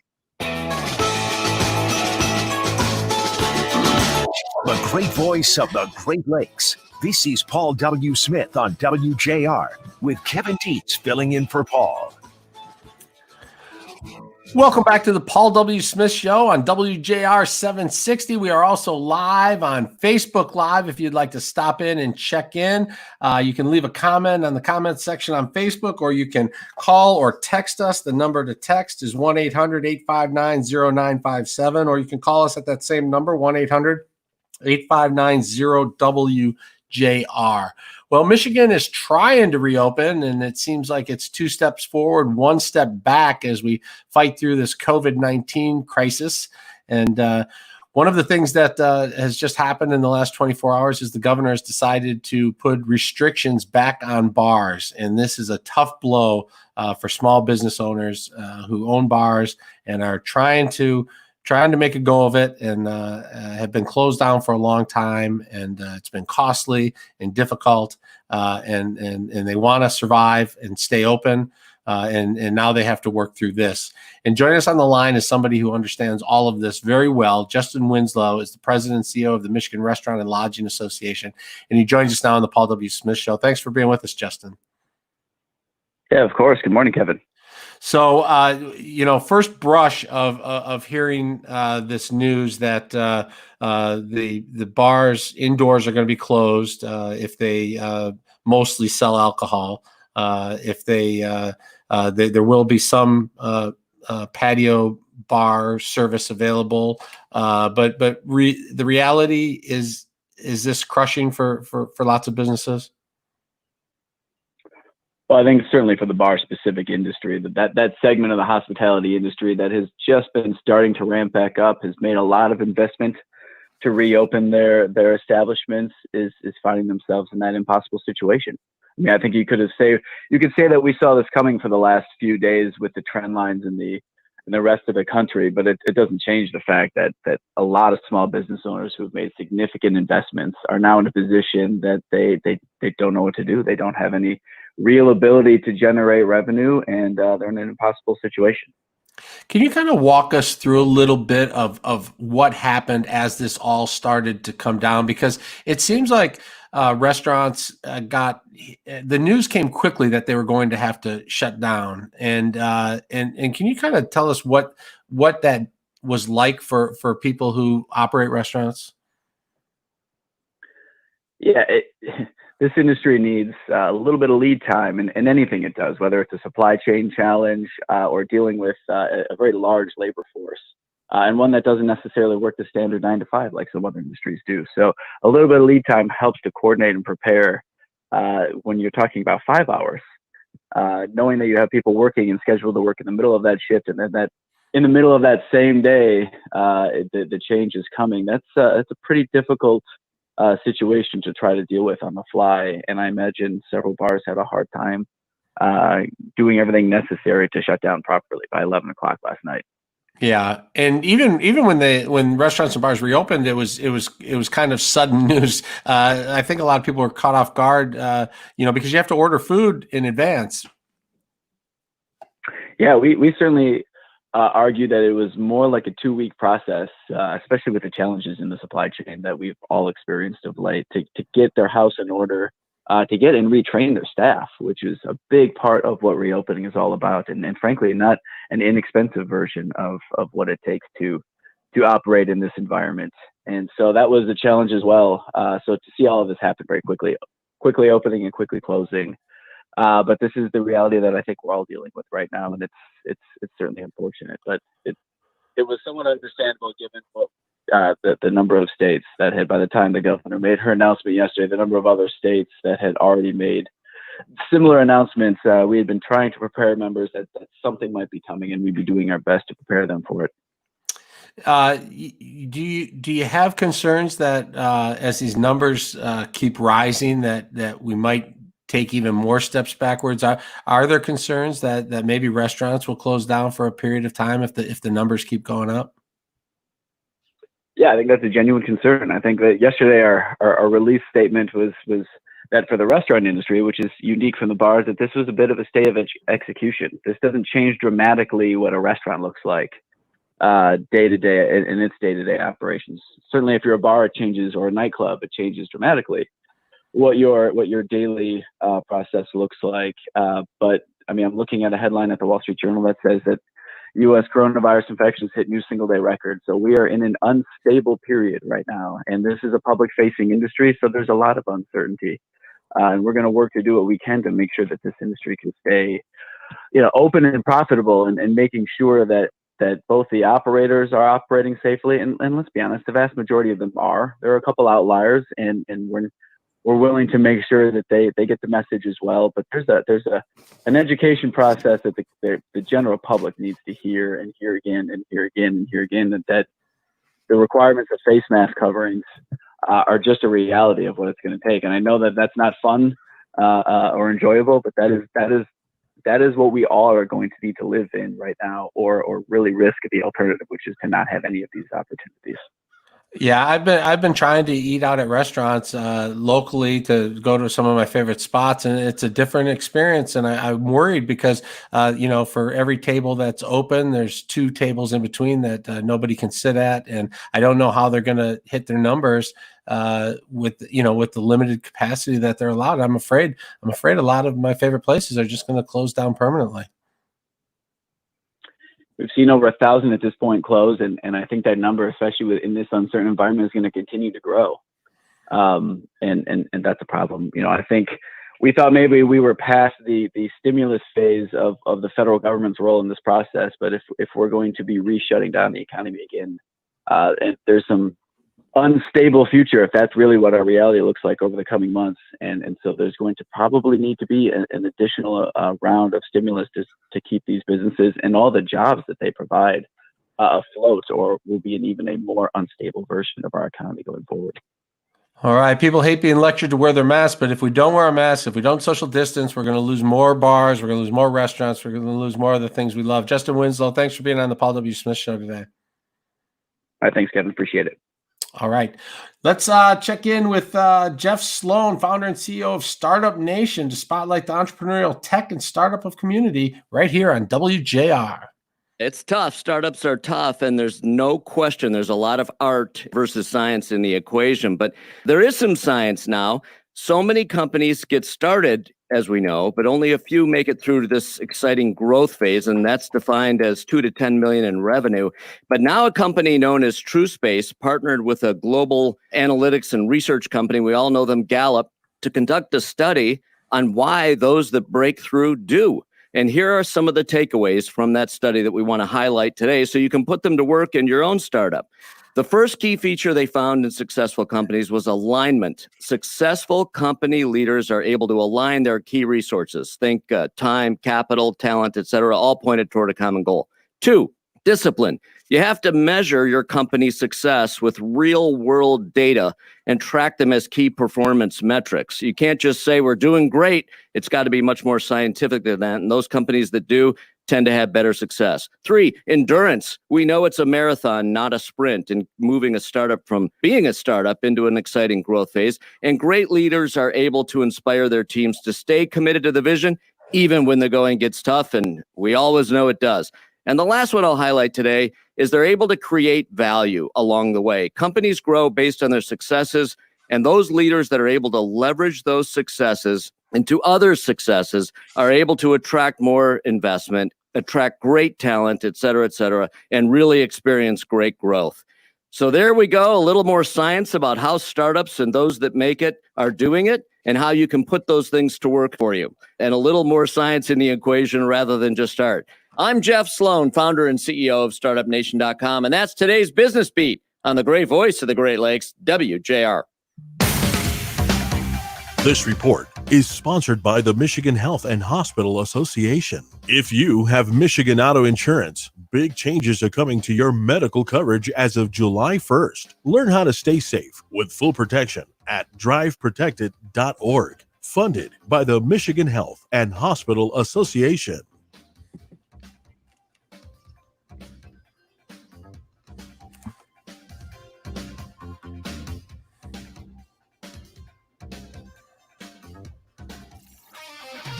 Temperatures will heat up heading towards the fourth. Clear this morning, then afternoon sunshine with a high hitting 92. Overnight clear with a low 69. Even hotter tomorrow. Expect sunshine and a high of 94. From the Weather Channel, I'm meteorologist Jeff Marr on News Talk 760 WJR.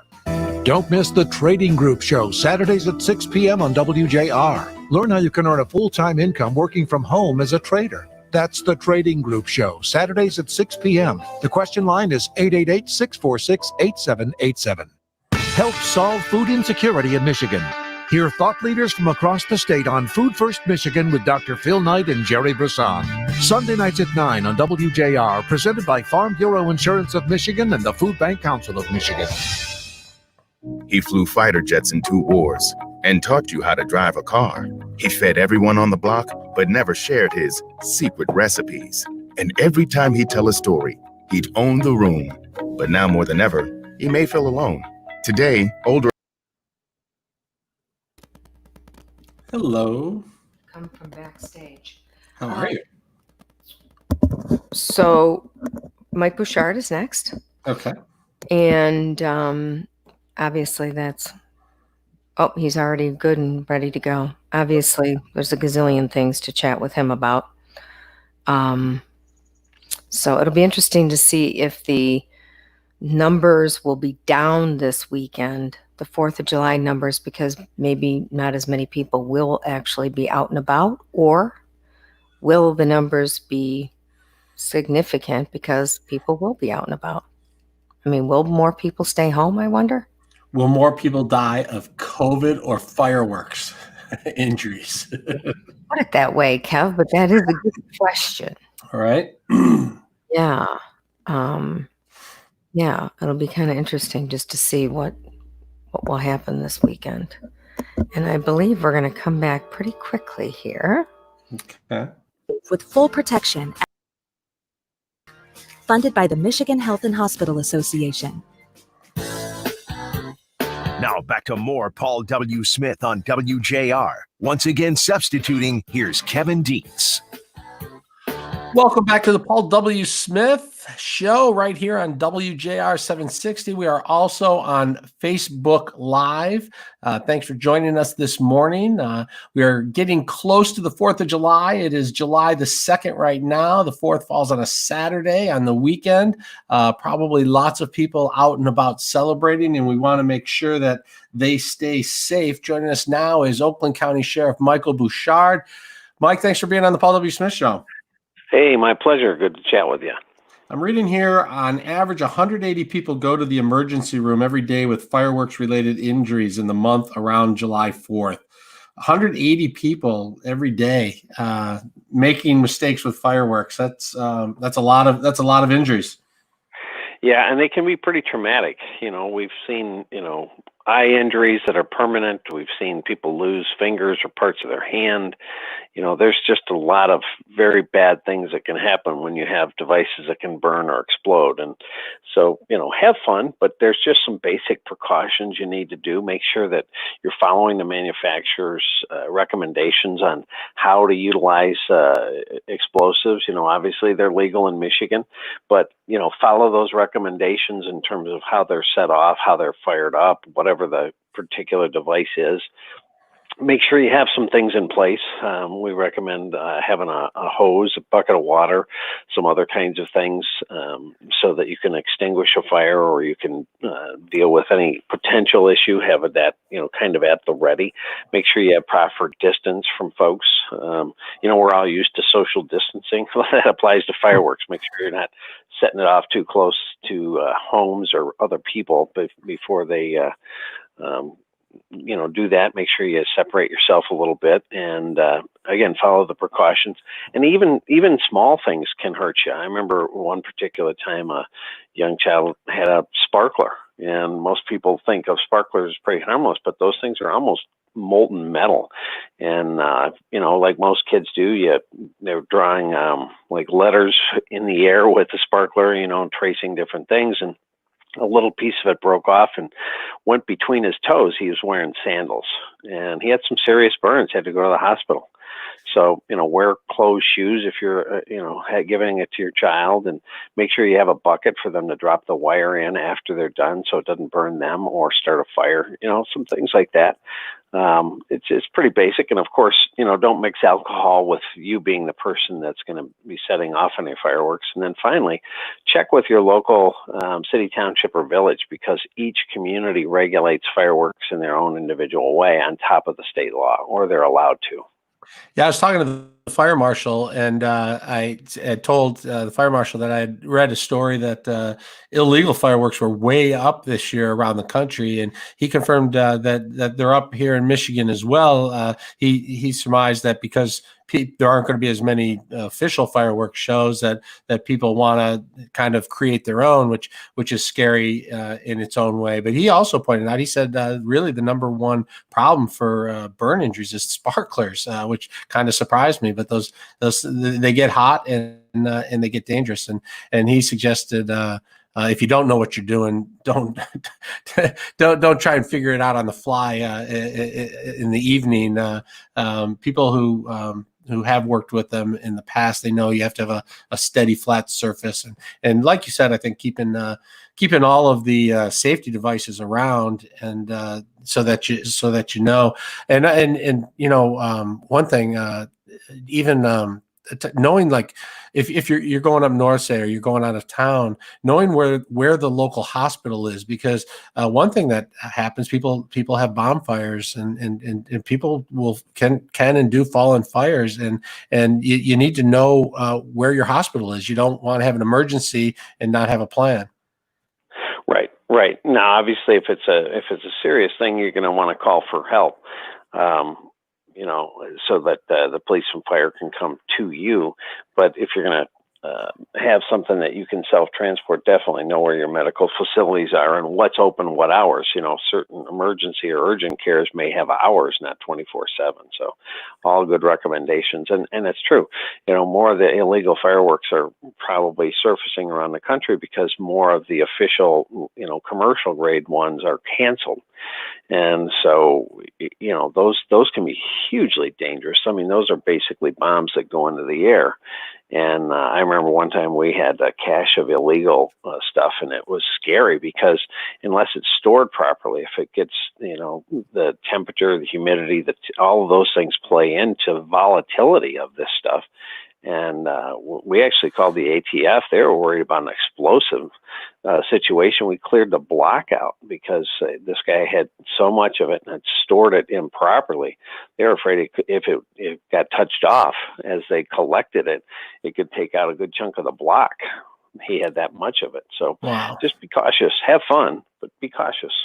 Also, a lot of people are going to be taken to the water, we saw the videos from Jobby Nooner last week. People were not social distancing. Now you got to worry about COVID. You got to worry about drowning. You got to worry about life jackets. What are the things people on the water need to be paying attention to?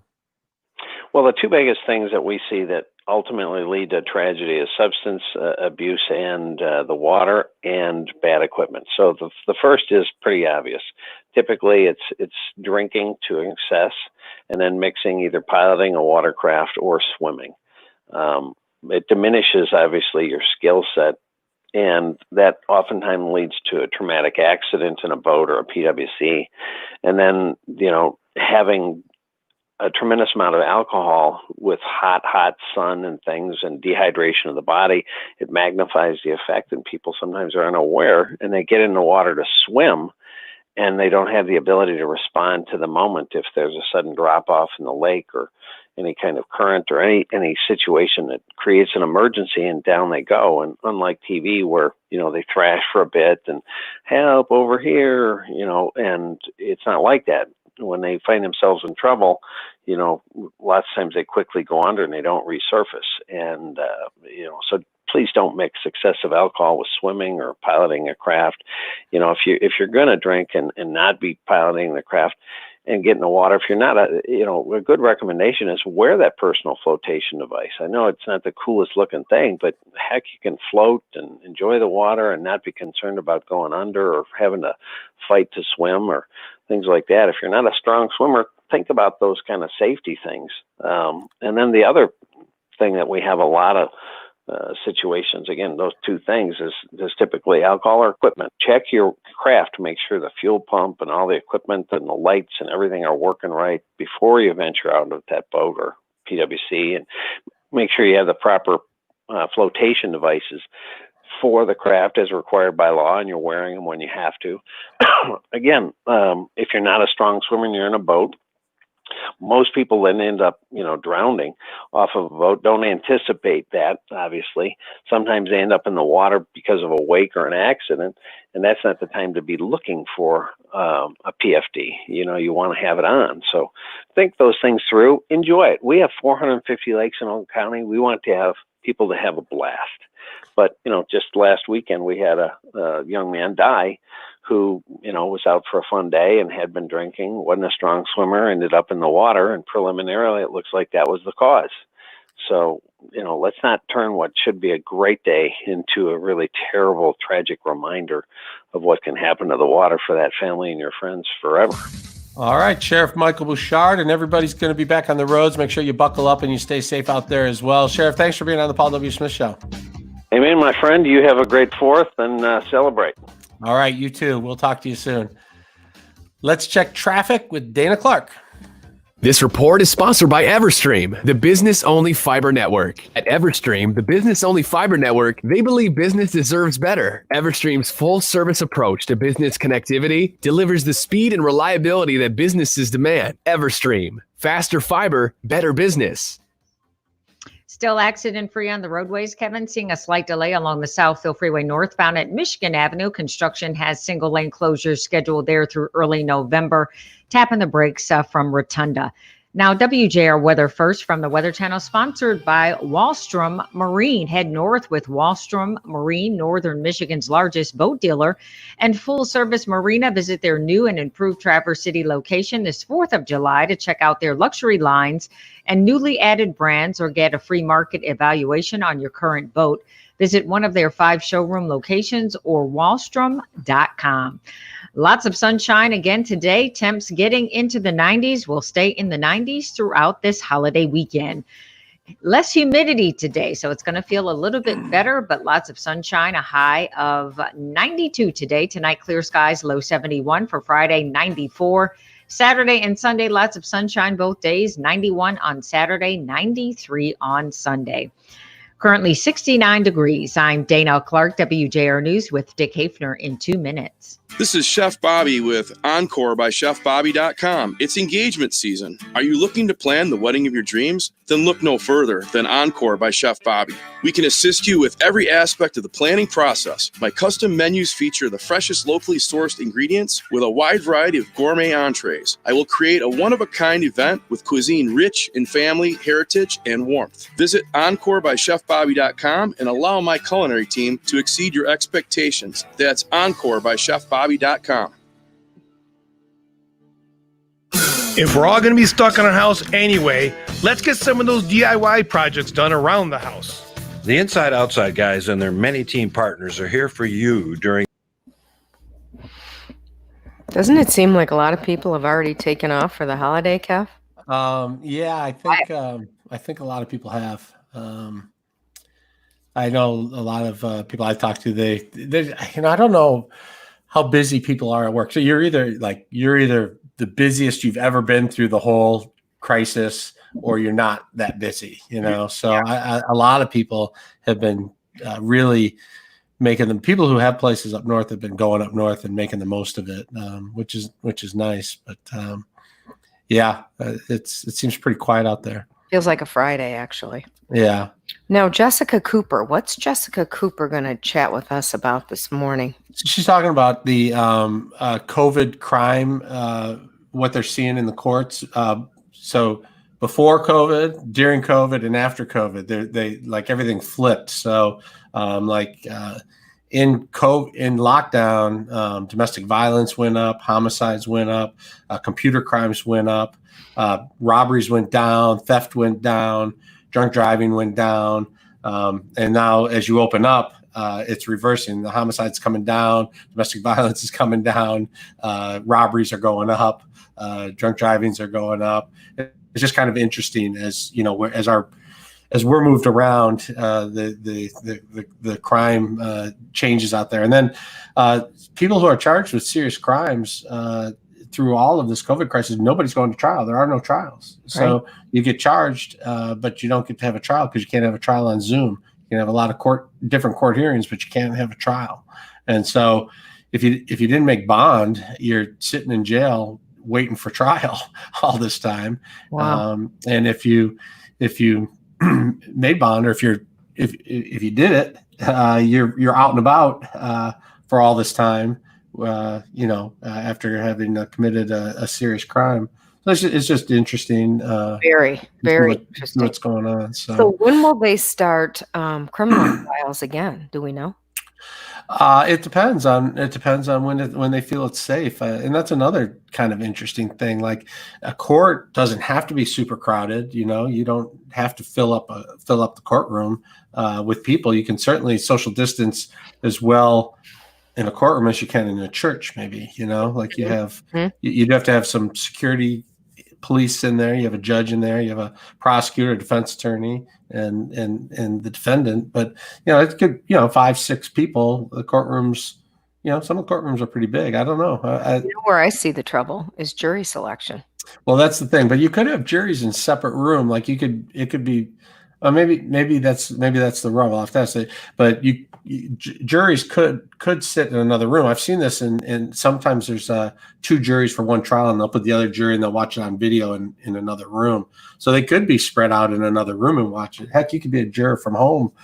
Maybe the jurors could be via Zoom. I don't know. Well, maybe you could actually pick the jury from home, right? Yeah. And if you had jurors, 12 people, some jurors are 6.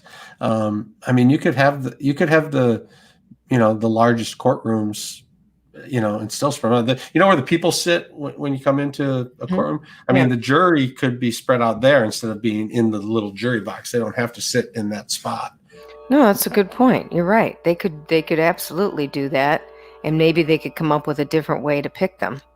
Right. Not all stuck together in a kind of a closed room or whatever. Right. Yeah, Brian says if you pick the jury from home, it would be harder for him to dodge jury duty. Brian, you would never dodge jury duty, Brian. Brian, no way. You get $12 for going. And they pay for your parking. I mean, come on. Right? Do you realize I have never, I'm going to jinx myself, I've never been called for it. Oh, really? At all? I've never been called for jury duty, ever. Oh, my gosh. No, and my dad's been called like a ton of times. I would love to sit on a jury. I've been called probably 5 times. But then when you get called, you still go and you still have to get picked out of the group of people that were called in. I don't think anybody wants us on a jury couch. No, that only happened once to me, and then I was dismissed immediately. Were you? Yeah. Because you're a reporter? Yeah, I don't know why. I don't know who they thought I would be in favor of. If they thought I'd be pro prosecutor or pro defense, I'm not sure what they thought. Maybe neither side wanted me. I think we could be fair. I could be fair. I know I could be fair. Mm-hmm. I would do my level best to listen to both sides. I would love to do it. But no, not once, not even a little bit. So I wonder how that happens. Some people get called all the time. If it's just a draw. Right. Okay, so Matthew Schneider is on the line. Yeah, I'm interested to see what they've been working on and what they've been doing. It's kind of interesting to check back in with everybody after such a It is. long time and see what's happening.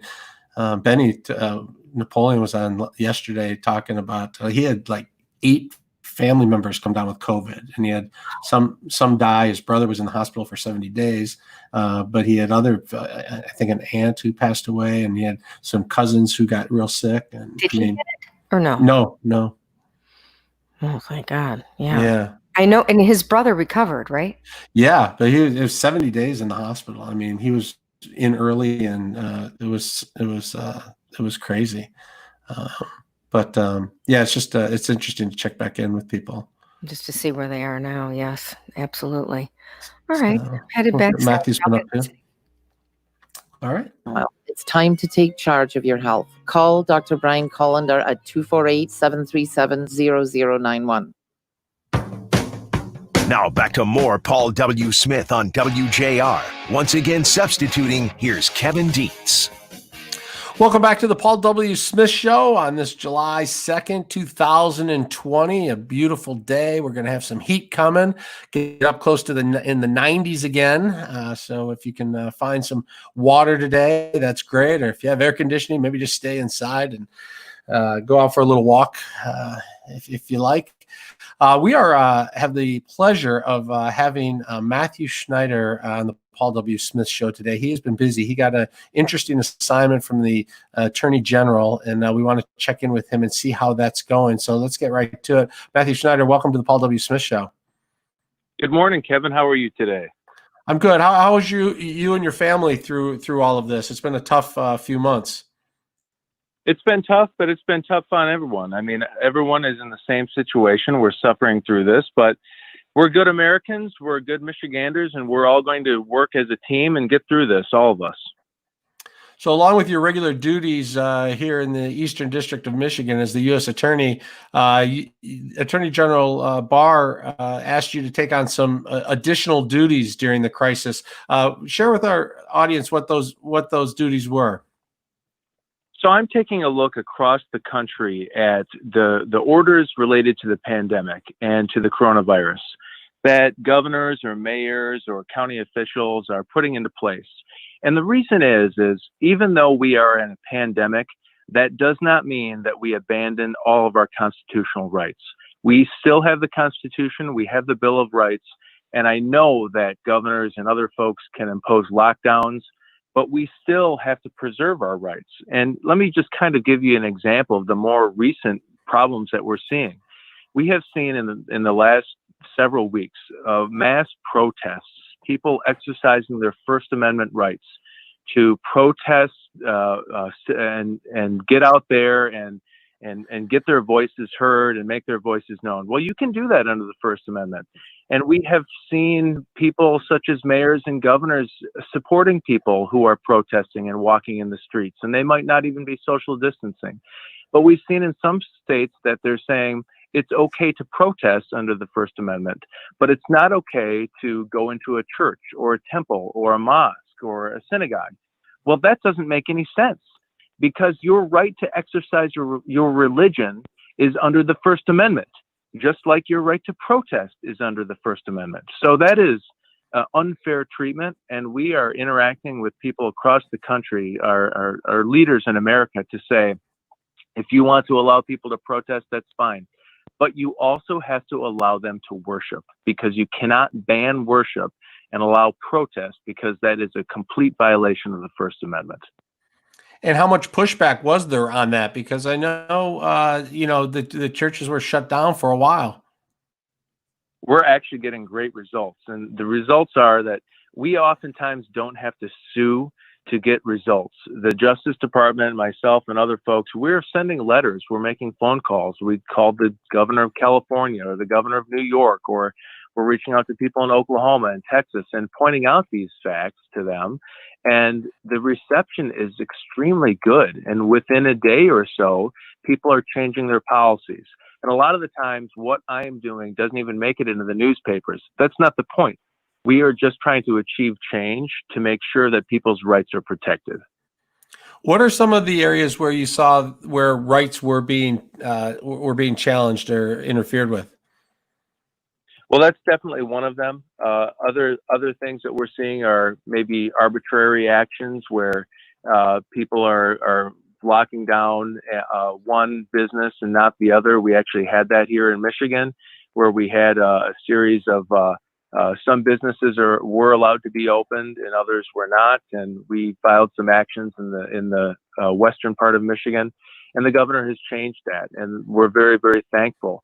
We think that the state needs to open up now, and that we know that this is an ongoing process. But however you're going to treat people, it has to be fair. It can't be arbitrary. It has to be reasonable. So if you're going to say that, one type of business has to lock down and be closed, if you have to do that to another business, they have to be similarly situated so that you're not treating people unfairly. We're having very good success, and it's a work in progress. As time goes on, we'll continue to do it. As the crisis first hit, we saw a lot of people trying to profit off the pandemic. Did we see a lot of cases here in the Eastern District of Michigan, and has it settled down, or are we still at risk? I'm really glad you raised that, because criminals take every advantage they can, no matter what situation we're in. And a pandemic is certainly one of those situations. You would not believe the type of despicable and horrible conduct we're seeing here in Michigan and across the country. We're seeing fake coronavirus test kits. We're seeing counterfeit N95 masks. We're seeing a lot of scams where people have been calling folks and saying, do you want your stimulus money? Okay, give me your bank account number so I can route you your money. Well, that's all fake. And we're also seeing on the streets our police officers who are of course, they are the front lines. People are spitting on them. They're threatening to infect them with the coronavirus. And so we're seeing this type of terrible conduct. And we really have to applaud at this point in our lives, police officers and emergency responders and firefighters and ambulance drivers. I mean, I know there's a lot of talk right now in our country about how people are upset with police officers. They're still on the front lines. They're still protecting people, and they're still protecting the protesters. They are still there sacrificing their lives and their time and their energy, and even during a pandemic. And I think we owe a lot of praise to them for that. All right. Thank you very much, Matthew Schneider, for checking in. Keep up the good work, and thanks for being on the Paul W. Smith Show. Thank you. Enjoy your 4th of July. Happy 4th of July to you and your family as well. Let's check traffic with Dayna Clark.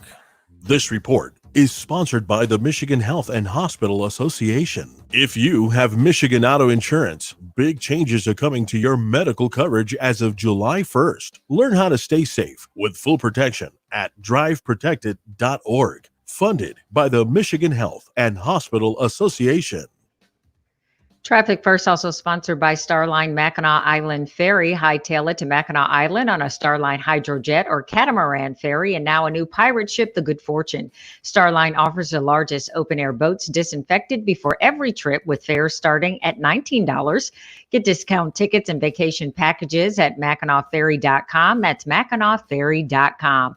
Still accident-free on the roadways. Looking at construction, if you're traveling up north today, 75 northbound at 696, that off-ramp is closed. Both ramps, actually, 696 eastbound and westbound, closed for construction through early November. Also, 75 southbound seeing construction between Adams and 8 Mile, reduced to just 2 lanes today. Only your left lane scheduled to be open at Crooks from 10 a.m. to 3 p.m. Now, WJR Weather First from the Weather Channel, sponsored by the Restore Wellness Center. Tired of dealing with nagging body pain? The Restore Wellness Center will reduce the pain and scar tissue, improve blood flow, nerve function, and muscle stimulation.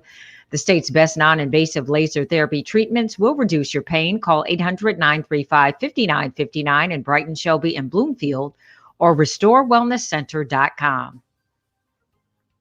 We'll be dry with above average temperatures heading towards the 4th of July weekend. Clear this morning, a sunny afternoon with a high of 92. Overnight clear with a low of 69, and sunny tomorrow, the high climbing to 94. From the Weather Channel, I'm meteorologist Jeff Marr on News Talk 760 WJR. Michigan Economic Development Corporation is committed to helping businesses in our state during the COVID-19 pandemic and beyond. If you own a business, MEDC has dedicated programs and resources available to you now. These include small business support, access to capital, entrepreneur resources, and buyer and supplier matchmaking. Find support today at michiganbusiness.org/pure-partnership. That's michiganbusiness.org/pure-partnership. At Henry Ford Health System, we've always been all for you. But what does that mean as we begin offering more services and lead our community through a pandemic? It means we're all for revitalizing Michigan through the health of its people, all for preventing illness as aggressively as we treat it. And especially now, it means being all for cleaning up, wiping off, scrubbing down, and repeating.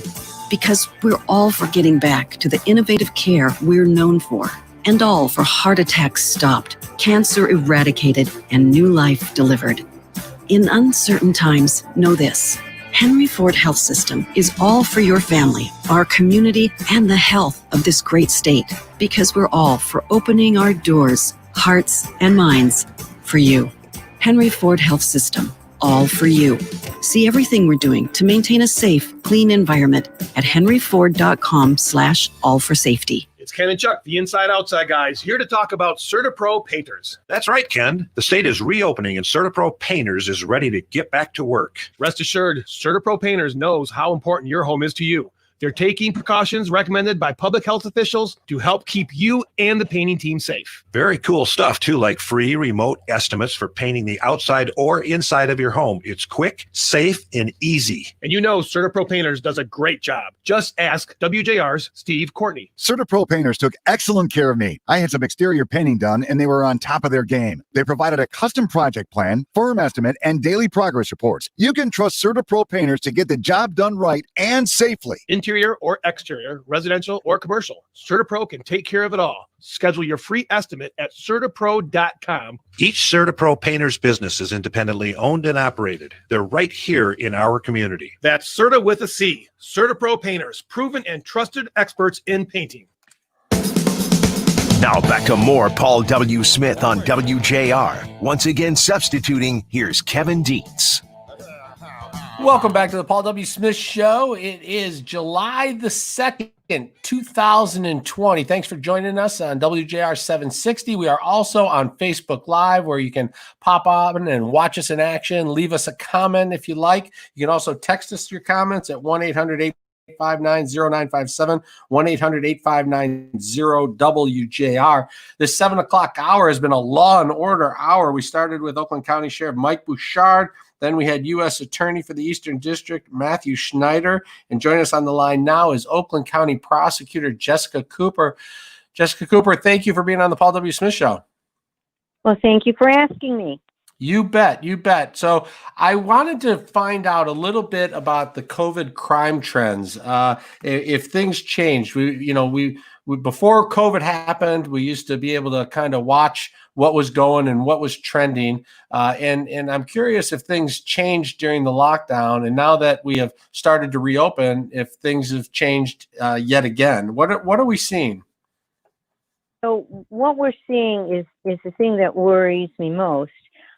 Is we're seeing this uptick on domestic violence. And, we've spent years and years educating the public in terms of what occurs sometimes in the privacy of the home. And when we're talking about the virus and the lockdown that we went through, sometimes for people who are victims, of people who live in an abusive situation, home is not the safest place to be. And so when this started, and I pulled some numbers from you, in March there were, and remember these are reported cases, and we're more concerned I think right now with the unreported cases, there were 113 in the month of March. In April they went up to 228, and in May as we started opening up just a little bit, it went down to 219, but now it's June, and this is something that I don't quite understand. Maybe we can explain and talk about it a little bit more. The domestic violence complaints that were submitted to us are up to 260, and that is 2.5 times what it was in March. Now, part of that, I think, even as we open up, is that as we open up, we're also finding that there are so many people who are out of work, who are out of money, where that extension of federal money is running out. And so what happens in an abusive home and in an abusive situation is those stresses are taken out on those people who are less likely to be able to defend themselves. And it turns into very serious cases. And so in Oakland County, and I think we've talked about this in the past, it's a very safe place in terms of murders and violence, et cetera, except for domestic violence. And if you've seen any of the cases that at least the media is interested in, it's usually domestic. Sometimes it's husband and wife, girlfriend and boyfriend. Sometimes it's same sex. Sometimes it's a father and son, or a son and a father. And those are the things that are so particularly difficult to control. When you're talking about domestic violence, I think that one of the things that I did during the pandemic, during the lockdown, is to make certain that people knew about Haven and Common Ground, and Lighthouse was there trying to provide emergency food and shelter. But now we have some hope. We have a partnership that we partnered with Equality Michigan for the LGBTQ community. We partnered with Centro La Familia for those people who are of Spanish speaking, so that they can have counselors who they can speak to in their native language and who will understand the cultural difficulties that exist. And of course, it's our intent to continue on partnering with various and sundry ethnicities, so that ethnic groups, so that we can be able to address those situations better, particularly for victims. And I think it's hard for people to understand why people stay, and sometimes people stay because of economic situations. Sometimes people stay because of fear, mostly fear, because leaving can be a very dangerous thing, and sometimes people stay because of their own psychological concept. So it's something like a moth to the flame. And so we have problems that need to be addressed. They need to be addressed on more social responsibility. They need to be addressed by people who can counsel women to get them, and mostly women, but there are men, so that they can get help, so that they can get their level of independence, so that they can go forward. And so you have Haven, and you have Common Ground. As a matter of fact, Common Ground has a drop off on the Oakland County campus, where literally the police agencies will drop these individuals who have made these calls into a social service setting, and that's really critical for them. They have a crisis line. So there is a lot of hope and a lot of places that people can go. But the numbers that I just gave you, Kevin, are the numbers that are reported.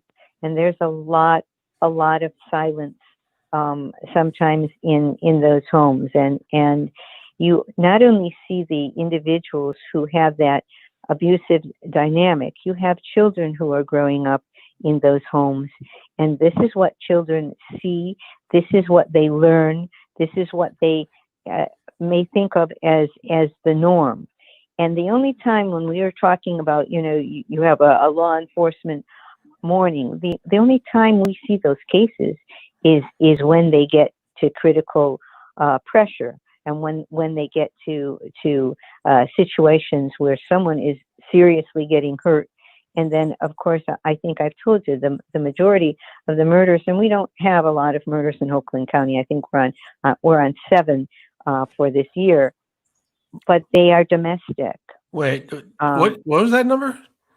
For 7 murders for the in all of Oakland County? Yeah, 6. And we normally would never have, when we have 20. I think it's huge for us. So we live in a community, and I think it's different than in a larger city. We have smaller cities, even though they're cities, that are 70 and 80 and 90,000, and so the relationship in terms of safety, in terms of crime, is much better. You have a lot of community involvement, a lot of community policing. You have a lot of and I think even in areas that are not as well to do, you still have very strong community ties. And I think if there's ever a solution to why there's not to why the crime rate is lower, it's when you get the community involved and everyone is involved together. It's a different type of situation. No, we're at 7, and I was very concerned because 6 of them, Kevin, occurred during the lockdown. Wow. And no, I don't want to exaggerate, because we had 2 assault with intent to murders, but they didn't succeed.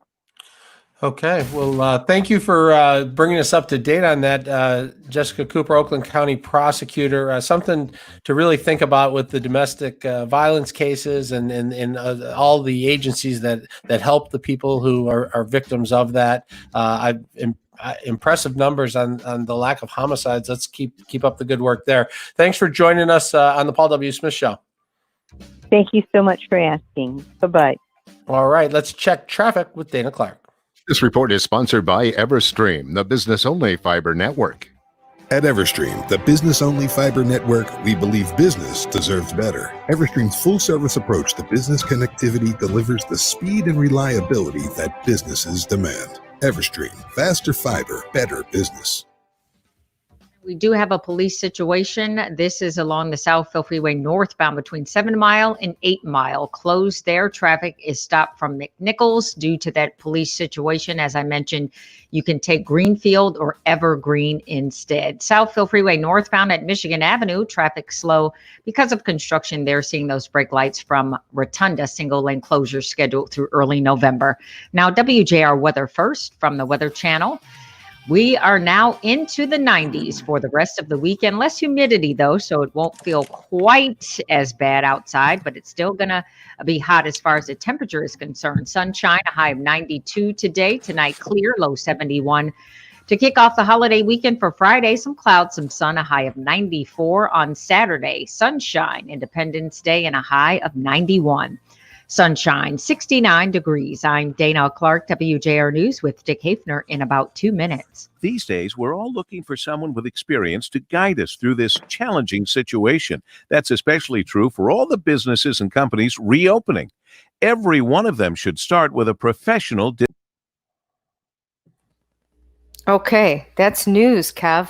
That Yeah. interview with Jessica Cooper, 7? It's 7 in all of Oakland County this year, and they only averaged 26 of them during the lockdown. So only 7 murders. Only 7 murders in all of Oakland County. I wonder where they were, or if they were just spread around the county, or. It used to be Pontiac had a lot of murders. Waterford would have a 1 or 2.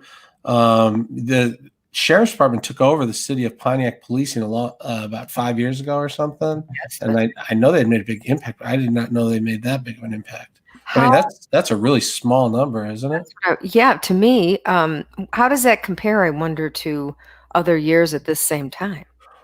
She said they haven't been over 20. I think she just said they average about 20 every year. Yeah.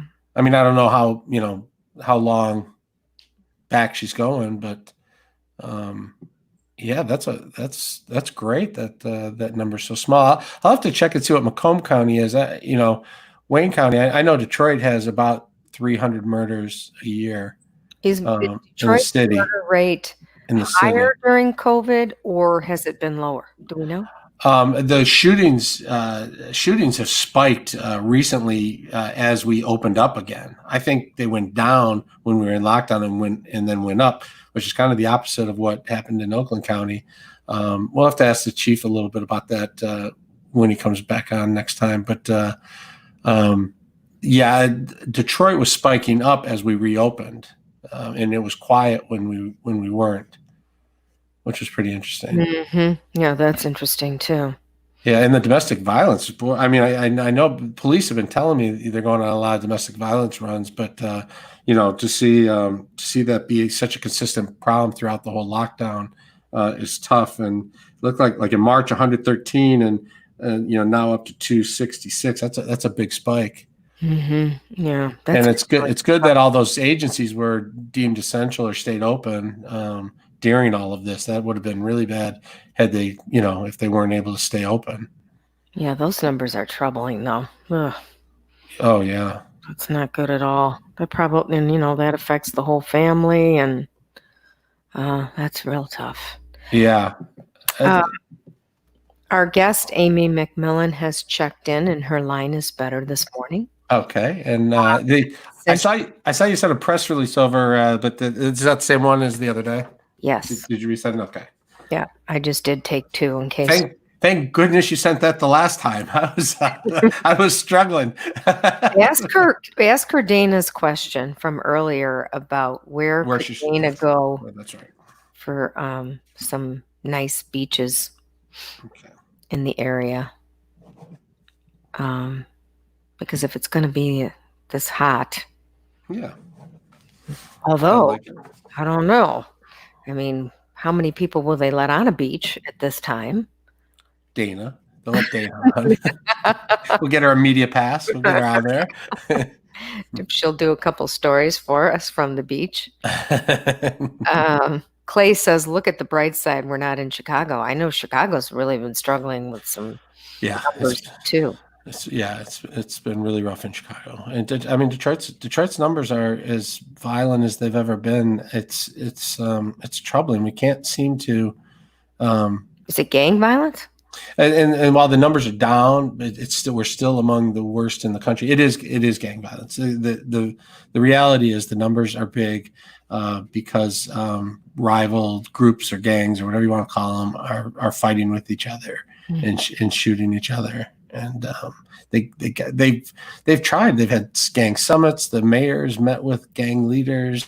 They've gone in. Matthew Schneider told me once that they went to one gang and they said, "This is the last gang. We just broke up. We sentenced 28 gang members, and they went. 5 or 6 of them went away for over 80 years."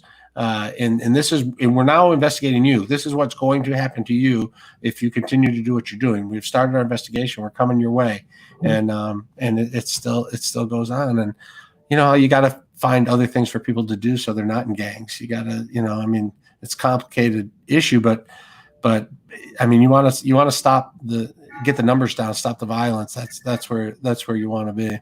And there are groups that are working really hard on that. Oh yeah. They have identified the problem, and they know they map where all the crimes are, so they put more police in the areas where there's more crime, and they try, but it's more messaging. It's more convincing people. It's like convincing people to wear a mask, convincing people that if you join a gang, your chances of going to jail or dying are just through the roof. Compared to if you do something else. I mean, it's been 30 years we've been in the top 5 for 30 years, so. The other interesting thing was Matthew Schneider talking about, once a criminal, always a criminal, some of the ridiculous crimes going on. Right. Like the thing about the COVID testing kits is extraordinary. I know. What are they doing? Buying fake kits? Selling fake kits online. Yeah, they just order here and does nothing for you. Note to all of us: don't buy a kit online. Yeah, I know. Kit online, right? Yeah, you'd like to just sit down with them for half an hour and dig into the the nitty gritty of each case, and say what were they doing? What makes people, what made people want to buy them? What all that stuff. That would be a good podcast, by the way. Yeah. Just to get like into the individual stories because they're extraordinary. Right. And people probably would buy a kit online because they'd rather do that than go over to go out or go to a doctor's office or one of the testing places. For sure. No, for sure. And there was a lot of these oils that will cure COVID early on too. Yes. Which I'm pretty sure were not legit. Didn't work out so well. Yeah. So far. I'd spent some time looking at these grandfather scams where people call and say that this is your grandson. I've been arrested in Canada and I need $500 bail. And let me put my lawyer on the phone. And the lawyer will say, here, you talk to the police chief, but he's going to have to spend, the next 3 days in jail unless, he can pay bond or whatever. And these people are so convincing. These cases are so good. And it's just amazing how they're able to pull information out of you. Trusted experts in painting. I believe it.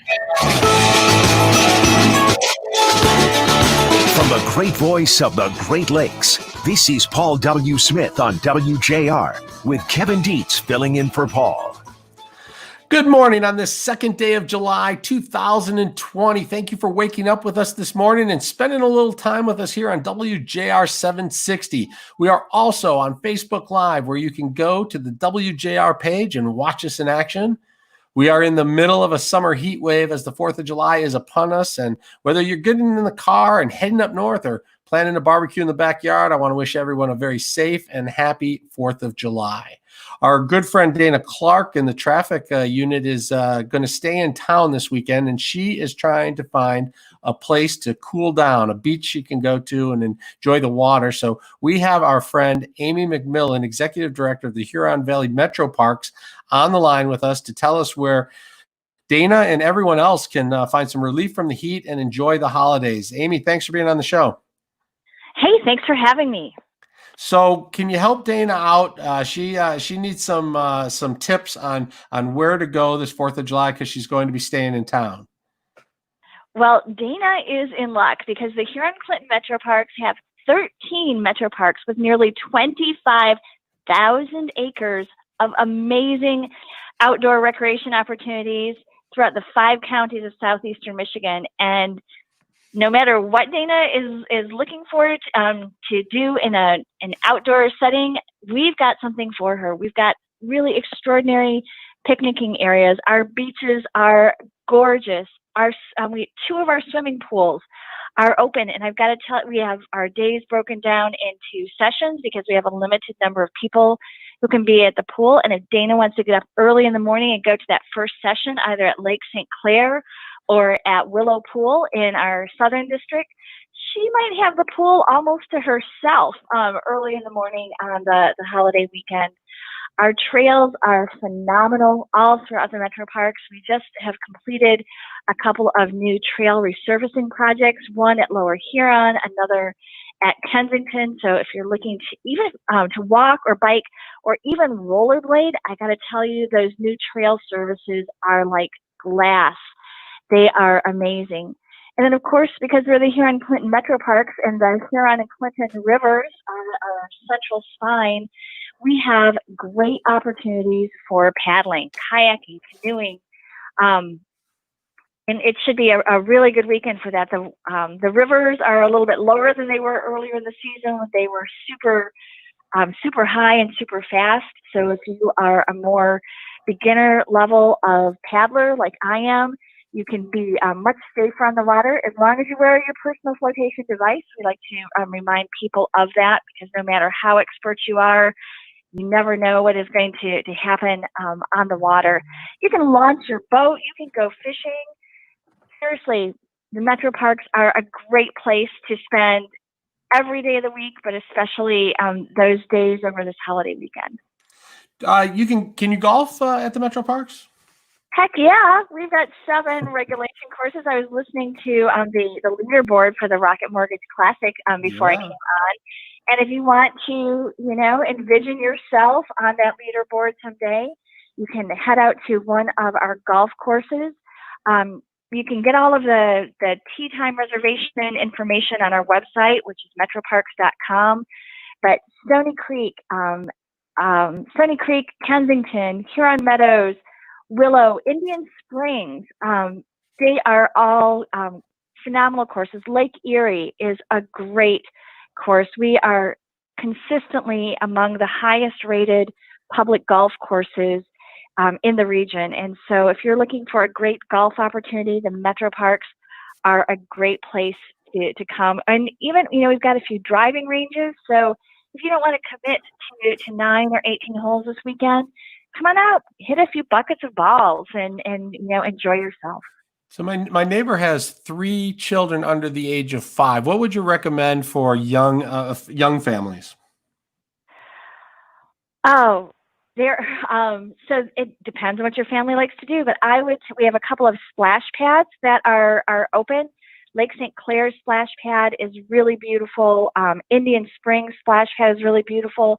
Kids can run through the water and have a great time. Our playgrounds are open again. And so we have this amazingly huge, gorgeous playground at Lake St. Clair. We have playgrounds scattered throughout all of our parks near our picnicking areas. So that would be a great thing to do. Our nature trails are phenomenal. And so if you want to take your kids out and see animals and plants, they are a really fabulous thing to do. We reopened our farm centers at Kensington and Walcott Farm a couple of weeks ago. So if kids like animals, those are great places to go.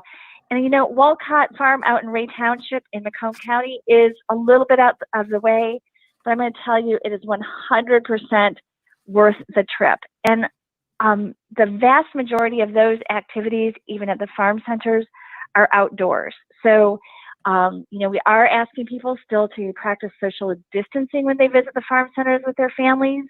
And they're just a really great way to spend a day with your kids. And what about the number of people who can come? Are you encouraging people to come? Do you expect it to be overcrowded, or is it going to be okay? Well, I will say to you, our beaches have been super busy, and our beach parking lots end up getting closed really early in the day, most days, for us to keep the crowds down in those places. When the pandemic started back in March, we did an evaluation of each of our parks, and we looked at the number of acres that were available and all of those sorts of things, and determined that in order for us to be able to allow people in the park as safely as possible, that we would close our parks when they got to 60% capacity every day. So we have car counters that go into the parks at our entrances, and we have car counters going out too, so we can keep a regular check on how many vehicles are in the park at any given time. Our park management teams do that in cooperation with our park police department. And when either an area of the park gets too full, or the park itself gets to that 60% capacity range, we close the gates, and we put that information out on all of our social media channels so that people who are planning to come to the park can check social media first to make sure that the gates are open, so you don't get stuck in line waiting to come in. We have had a few total park closures over the course of the last couple of months. They tend to last a couple of hours at a time when that happens. Boat launch parking lots often close on and off throughout the day because people are out early launching their boats. But if you're coming out, just check our social media channels and we make the announcements of when an area of the park is closed and when it reopens. All right, Amy McMillan, thanks. Have a wonderful 4th of July weekend at the Huron Valley Metro Parks, and thanks for being on the Paul W. Smith Show. Oh, thanks for having me, and tell Dayna we'll look forward to seeing her. She will be there, we promise. And Dayna's going to tell us about traffic right now, and then she's going to probably head right out to the park. This report is sponsored by the Michigan Health and Hospital Association. If you have Michigan Auto Insurance, big changes are coming to your medical coverage as of July 1st. Learn how to stay safe with full protection at driveprotected.org. Funded by the Michigan Health and Hospital Association. That's right, Kevin. Sounds like I need to get out there right now. Thanks so much, Amy, for all the great information and great tips. I have everything written down. So as far as the roadways are concerned, we do have a new accident in Auburn Hills along M59 eastbound at Squirrel Road. Accident has traffic backed up from at least 75. Looking at a 15-minute delay for trucks across the Blue Water Bridge eastbound between the United States and Canada. And still dealing with that police situation along the Southfield Freeway northbound between 7 and 8 Mile. Traffic is stopped from Grand River due to that police situation. Avoid the area. You can take Greenfield or Evergreen instead. Now, WJR weather first from the Weather Channel. Clear this morning and afternoon, sunny. We'll get hotter today with a high reaching 92. Tonight, clear the low 69. Even hotter tomorrow, sunny with a high of 94. And some more dry and warm conditions for the 4th of July weekend. From the Weather Channel, I'm meteorologist Jeff Marr on News Talk 760 WJR. Hi, it's Paul W. You hear me talking about Victor's Roofing, the fastest growing roofing company in Southeast Michigan and the exclusive dealer of Roof Max, an amazing all-natural rejuvenating oil. Now that was a clear line, crystal clear line. Yeah. Dayna better not complain about things to do anymore. No, Dayna said she wrote everything down. She has got a list. That's great. There is lots going on there. Frank McGeorge has woken up, and he'd like to make an official apology to you and our listeners this morning. He says he straight up overslept. And he's never done it before, which Doc, did you take a little NyQuil before you went to bed last night?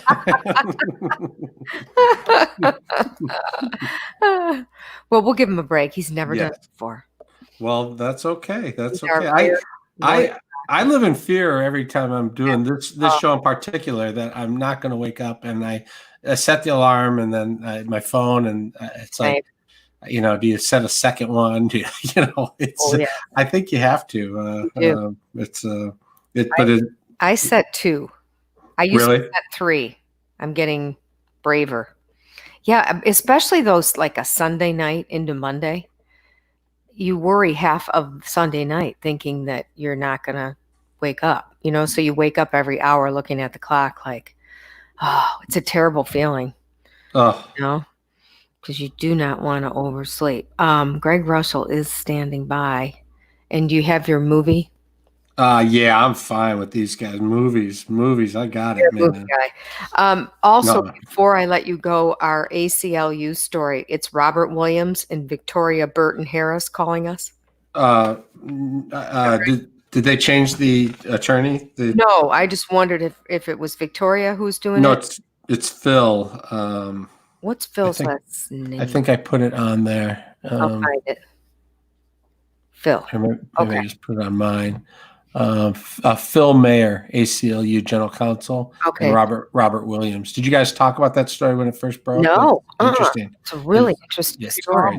Or just check your cable guide. And get Blitz today at bookstores or 800 Newsmax.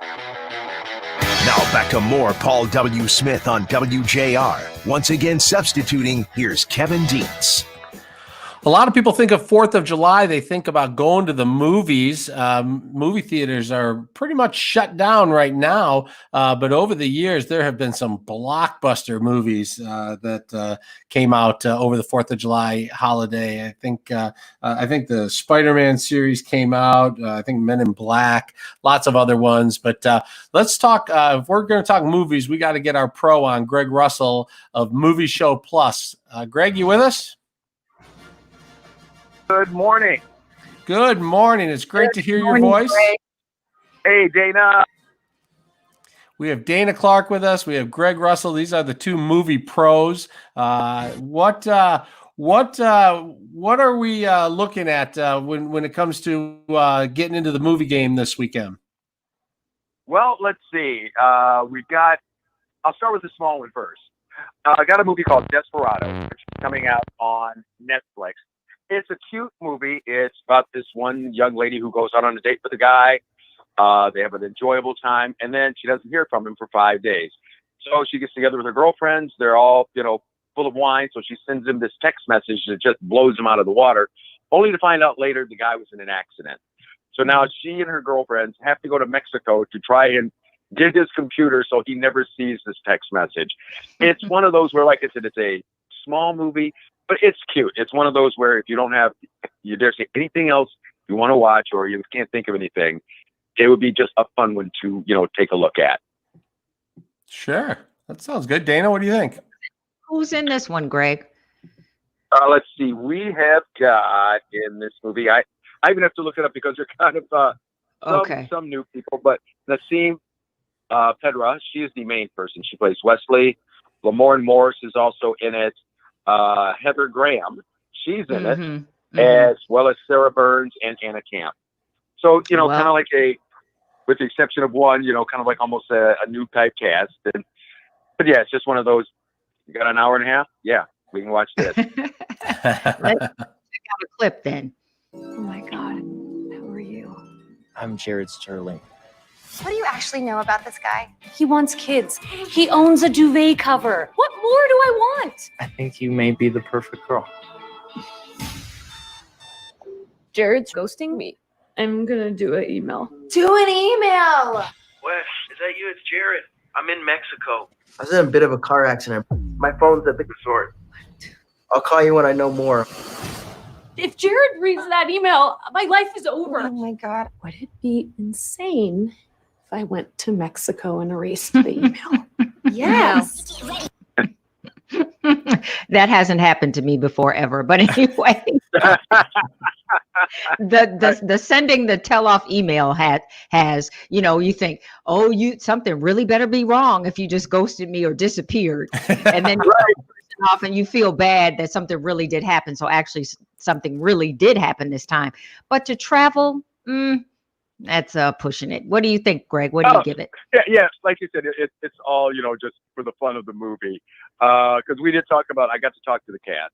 And we talked about, things you should not do when drinking. And like you said, one, don't send an angry email. Don't send an angry text. And don't go on Amazon. Because you're going to wind up with this, doghouse. You don't even have a dog. So. Right. So we are also doing today, since we have a little bit of time left, Greg, you suggested doing our favorite 4th of July movies or just some movies we can check out for the 4th of July, correct? So correct. Okay, one of the big one that's coming out, I know, is your pick, Dayna. So tell everybody about it. Okay, so Brian, hit it. Inside, he was longing for something to be a part of. The brother was ready to beg, steal, borrow, or barter. Then a hurricane came, devastation reigned. A man saw his future dripping down the drain. Put a pencil to his temple, connected it to his brain, and he wrote his first refrain, a testament to his pain. Well, the word got around. That's right, the revolution is coming. Finally, it's hitting streaming tomorrow starting really at 3 a.m. So if you want to be up that early, yes, you can check out Hamilton, but you do have to have Disney Plus. And you may be saying to yourself, I don't have Disney Plus, but it's $6.99 a month worth seeing Hamilton. 2 words. Hell yes.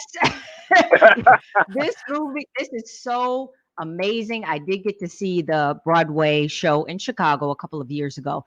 But this, as you know, Greg, I think you've seen it, right? Mm-hmm. No, actually, I just got the screener yesterday, so we're going to be watching it tonight.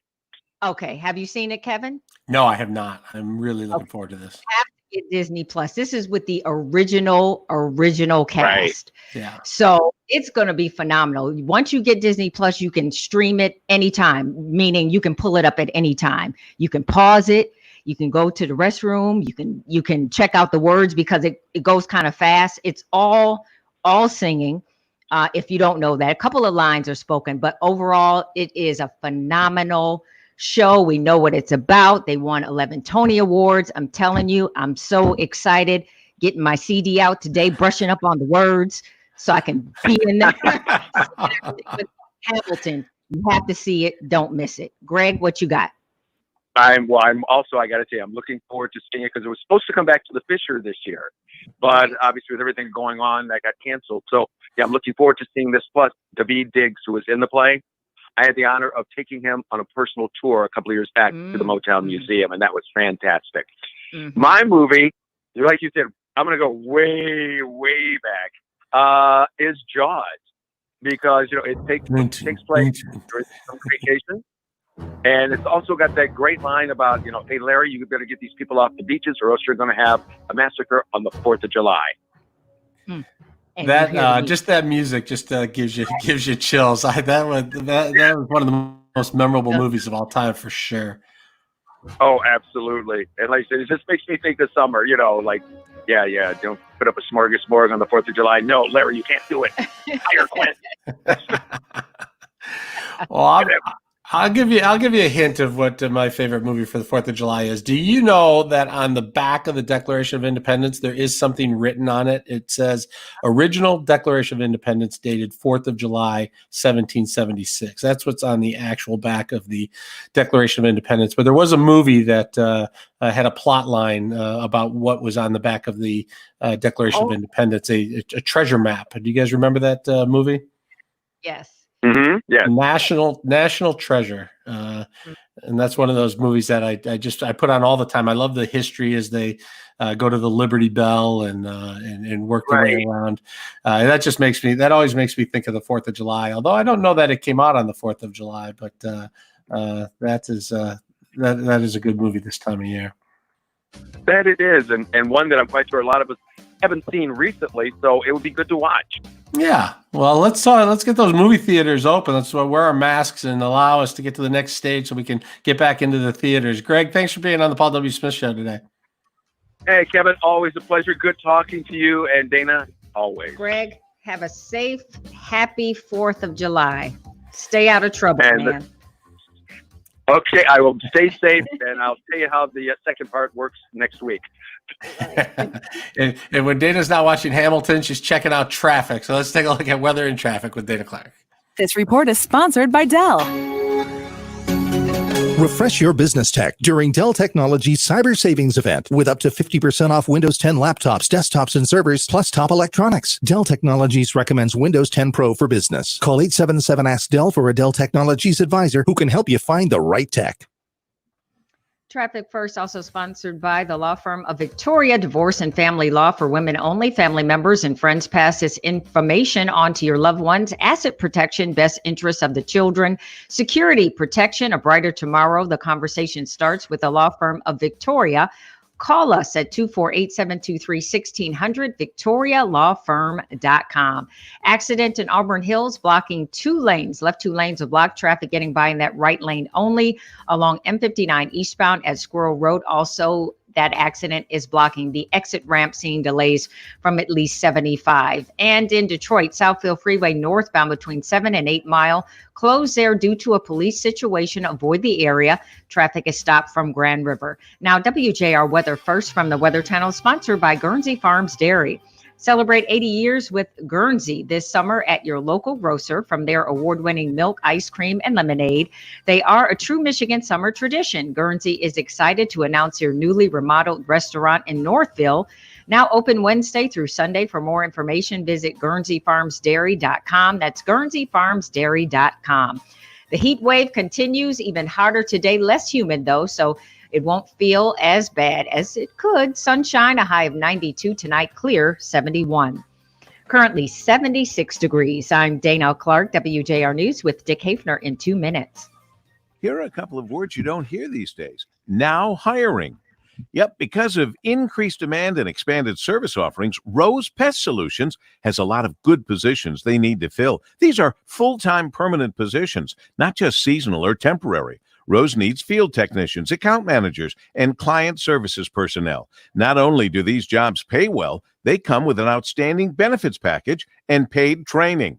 Rose has been protecting businesses and households from pests and disease for over 160 years, so it's a good place to build a long, stable career. Industry experience isn't required either. Several positions offer scheduling flexibility. Those are just some of the reasons Rose has been recognized by several publications as a great place to work. Simply put, Rose is looking for... So, Kev, Yeah. give us a little preview of this story. I had not heard this at all, this upcoming Oh story. my goodness, this story is amazing. So this guy is at his house, and he gets the police pull up and they arrest him in front of his wife and kids, and they say, "You're under arrest for stealing expensive watch from Shinola." And they're like, "What are you talking about?" And he's like, "We have you on video stealing a watch." He's like, "I've not been to Shinola. I don't know what you're talking about." It turns out that the state police use a system, facial recognition system, and it matched him up based on his driver's license photo. We did mention to the video of this, and they came arrested. The computer got it wrong. He's the wrong guy, and now it's raised a big controversy because if you're arresting the wrong people using facial recognition, and people have already said facial recognition is not great when it comes to African Americans, and the skin brown and especially dark or black skin does not. It's just not very effective. And now the city of Detroit uses facial recognition. MSP uses it, and they're looking to invest more money into it and use more of it. The mayor said, despite this situation, he believes in facial recognition and wants to go forward with it. So the city council has to decide whether to approve money for it and how much money for it. And it's a real issue in the African American community because the system. They said wait till you get the system working properly, if you get it to 99.9 or something, or get it higher, but it's apparently it does a better job. Facial recognition works better on white or light skin than it does on dark or black skin, and so they're like, wait till the technology gets there. What's the rush? So the other issue is, should it ever be used just as the only tool? Shouldn't it be just a tool? Right. What other evidence is necessary? And he was released. He was held for 30 hours, but he was embarrassed, humiliated, and It's ridiculous. And they got it wrong. It's crazy. Oh man. Well, that's a really interesting story. Yeah, he's here to tell to share a story, which I think will be fascinating. And the ACLU has helped him with this, and they're here as well. So, yeah, I'm excited about this interview. Yeah, it's going to be great. All right. I'm headed backstage and we'll be watching and listening. Talk to you soon. COVID-19 pandemic continues to surge, and protesters attempt to take down Confederate statues themselves or confront others who are also doing so. The risk grows for serious illness, injury, or death. Drivers in Michigan are now allowed to drop the unlimited injury coverage from their car insurance to save money under the new formula of the Michigan no-fault law. An elderly couple has been killed in a house fire in Van Buren Township. New vehicle sales down from 20 to 40% in the second quarter. San Francisco police are no longer releasing mugshots, those booking photos. Jim Roop reports they say mugshots are racial stereotyping. Booking photos will be released if the person arrested poses a threat to the community or to police officers. Also, if police need help in finding someone at risk. Otherwise, no booking photos released. It's long been argued that releasing booking photos or mugshots reduces the presumption of innocence and perpetuates racial stereotyping. There are similar policies about mugshots in other cities like New York and Los Angeles, but also have exceptions to those policies. The chief of Amazon, Jeff Bezos, is now richer than ever. Bezos is now worth $172 billion, by far the richest person in the world, according to the Bloomberg Billionaire Index. Bezos has surpassed the previous record prior to his divorce of last year. The ex-Mackenzie Bezos got 25% of their Amazon stock, and she is worth $57 billion. She is the 12th richest person in the world.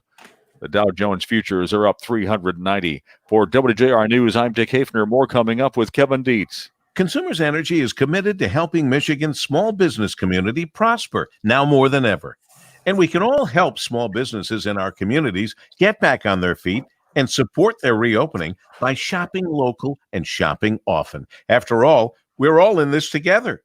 Consumers Energy is proud to serve and support Michigan. If you own a small business, learn more how Consumers Energy can help at consumersenergy.com/business. You can count on Consumers Energy. Treetops Resort. Palmer and Nicholas have graced their fairways. Mickelson has saved some pars here, and Trevino hit the shot heard round the world. It's time for you to add your name to the list of greats who have enjoyed spectacular golf at Treetops. Book your package today and make the easy drive to Treetops Resort. Championship packages start as low as $334 per person. Visit treetops.com. That's treetops.com. Thanks for calling the Complete Battery Source. This is probably a long shot, but you guys carry a battery for my boat? Yep, got that. But you didn't even hear what kind of boat I have. Don't need to. We're your Complete Battery Source, where the answer is pretty much always, yep, got that. But what if I want a battery for my motorcycle? Yep, got that. I haven't been able to find a battery anywhere for my... I got that, too. Look, Complete Battery Source has batteries for everything that uses batteries, and we stock batteries for virtually any boat, for personal watercraft and runabouts, to great big luxury motor yachts, and motorcycles, too. Why, we stock batteries to fit every bike, from little scooters to great big performance and touring bikes. Well, that sounds great. Sounds like Complete Battery Source is the place to power up all my summer toys. That's right. All you got to do is come into any one of the 7 Complete Battery Source locations located in Ann Arbor, Brighton, Southfield, Ypsilanti, Okemos, Fenton, and Houghton Lake. You can call us toll-free at 877-ALL-BATS or just click on yepgotthat.com. 7 locations. Now you got that? Yep, got that. Now back to more Paul W. Smith on WJR. Once again substituting, here's Kevin Deitz. Robert Williams was arrested in front of his wife and their young daughters in the driveway of his home and held in custody for close to 30 hours. He was released after officers told him the computer got it wrong. The computer got it wrong. We're talking about facial recognition software that Michigan State Police was using. And they said, based on Mr. Williams' driver's license photo, that they had a match to video of somebody who was shoplifting from a Shinola watch store in Detroit. So they took that information from the computer, from the facial recognition, and they went to Mr. Williams' house and they arrested him in front of his wife and their young daughters. The computer got it wrong. Here to tell us more about the story is Robert Williams and Phil Mayer, who is the with the general counsel of the ACLU. Thank you for being on the show. Thanks for having us. All right, let's start with you, Mr. Williams. Can you tell us about that day in your driveway? What was going through your mind as this all went down? Well, a lot of confusion was going through my mind. Like I said before, I initially thought that I had received a prank call, and upon arriving to my home, the police were here, and they were in full arrest mode. As soon as I stepped out of my vehicle, the police officer said, "What's your name?" I said, "Robert Williams." He said, "You're under arrest." And from there, it was just like, whoa, what is happening here? You've heard the stories. I've covered the stories of wrongful convictions, of people going to jail, going to prison for things they did not do. Did you think this was a possibility, or did you think that this was just a mistake that they would clear up immediately? I thought it was going to be cleared up fairly quick because I had never been in any trouble. I never had any warrants, or I don't have, I've never been in any police issue. I'm thinking this will be over fairly soon. And yet you were detained for 30 hours. Did the Michigan State Police or Shinola or did anybody apologize to you? Nobody's reached out to me directly. Phil I've Mayer, heard them apologizing to the public, but they haven't reached out to you specifically. No. Phil Mayer, let's bring you into then- the conversation with the ACLU. What are the issues that we're looking at here, and how serious of a violation is this? It's a really serious violation. This facial recognition technology here in Michigan, everybody who gets a driver's license or a photo ID in Michigan has that driver's license put in the Michigan State Police's database. So essentially, just for getting a state ID, you're treated as a suspect here in Michigan. And what happened to Mr. Williams, unfortunately, is far too common.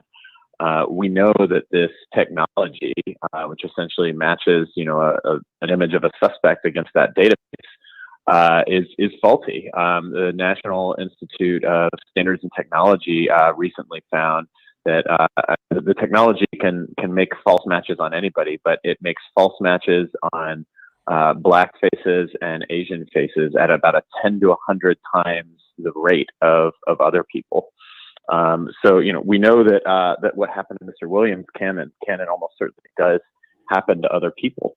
And the other thing is that this technology, as you can see from what happened to Mr. Williams, is dangerous when it doesn't work, but it's also dangerous when it does work. Because if this technology someday gets to a place where we can accurately identify anybody from a video still, it's an easy step from there to heavy surveillance of anyone and everyone, no matter where they are, of being able to identify the protesters at a march or a rally. And that's all the worse because of where surveillance is focused in our society, which is on our poorest communities, on communities of color that are already suffering from over-policing. And yet we hear police agencies say they are in favor of it. They want more of it. We hear politicians say we need more funding for more of this facial recognition. What is the hurry? Why not wait until it's at least accurate, if use it at all?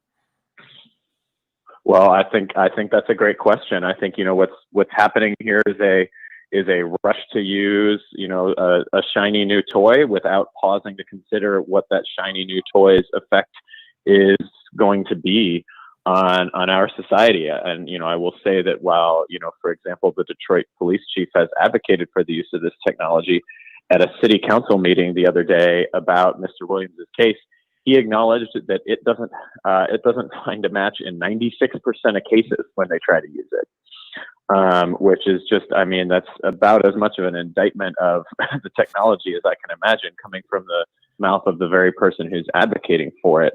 But there are some politicians, you asked about politicians who do see the dangers. There are bills in Lansing to put a halt to the technology for at least the time period. There are bills recently introduced in the federal Congress. And the city of Detroit, where Mr. Williams' story occurred, has a chance as well. The city council has been asked to fund $200,000 to renew the facial recognition contract. And in the middle of a COVID-19 budget crisis, the city council has an opportunity to act by not renewing that contract, and using that money to invest in our community and neighborhoods instead. Mr. Williams, what would you say to city council members who are thinking about spending our tax dollars on more facial recognition technology? Well, I would tell them to definitely vote it down and rethink how we use this stuff. All right. I'm sorry for what you went through, Robert. I really am. And Phil, thanks for your continued battles at the ACLU. Thanks for coming on the Paul W. Smith Show this morning. Thank you, Kevin. All right. You bet. Have a safe 4th of July, guys. Let's check traffic with Dayna Clark. This report is sponsored by the Michigan Health and Hospital Association. If you have Michigan auto insurance, big changes are coming to your medical coverage as of July 1st. Learn how to stay safe with full protection at driveprotected.org. Funded by the Michigan Health and Hospital Association. Still watching that police situation, Kevin, along the Southfield Freeway northbound between 7 and 8 Mile. Traffic now stopped from Grand River. Avoid the area. You can take a Greenfield or Evergreen instead.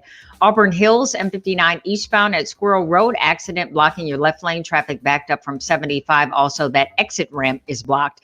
And a slow drive 75 southbound between Rochester Road down to 14 Mile. Now, WJR weather first from the Weather Channel. Temperatures will heat up heading towards the fourth. Clear this morning, then afternoon sunshine with a high hitting 92. Overnight clear with a low 69. Even hotter tomorrow. Expect sunshine and a high of 94. From the Weather Channel, I'm meteorologist Jeff Marr on News Talk 760 WJR. If you have Michigan auto insurance, heads up, you've got big changes ahead. As of July 1st, all Michigan auto insurance plans will no longer automatically include lifetime coverage of medical expenses and more after an accident. Lower coverage might save you some money right now, but a serious accident could be costly in the future. Learn how to stay safe with full protection at driveprotected.org, funded by the Michigan Health and Hospital Association.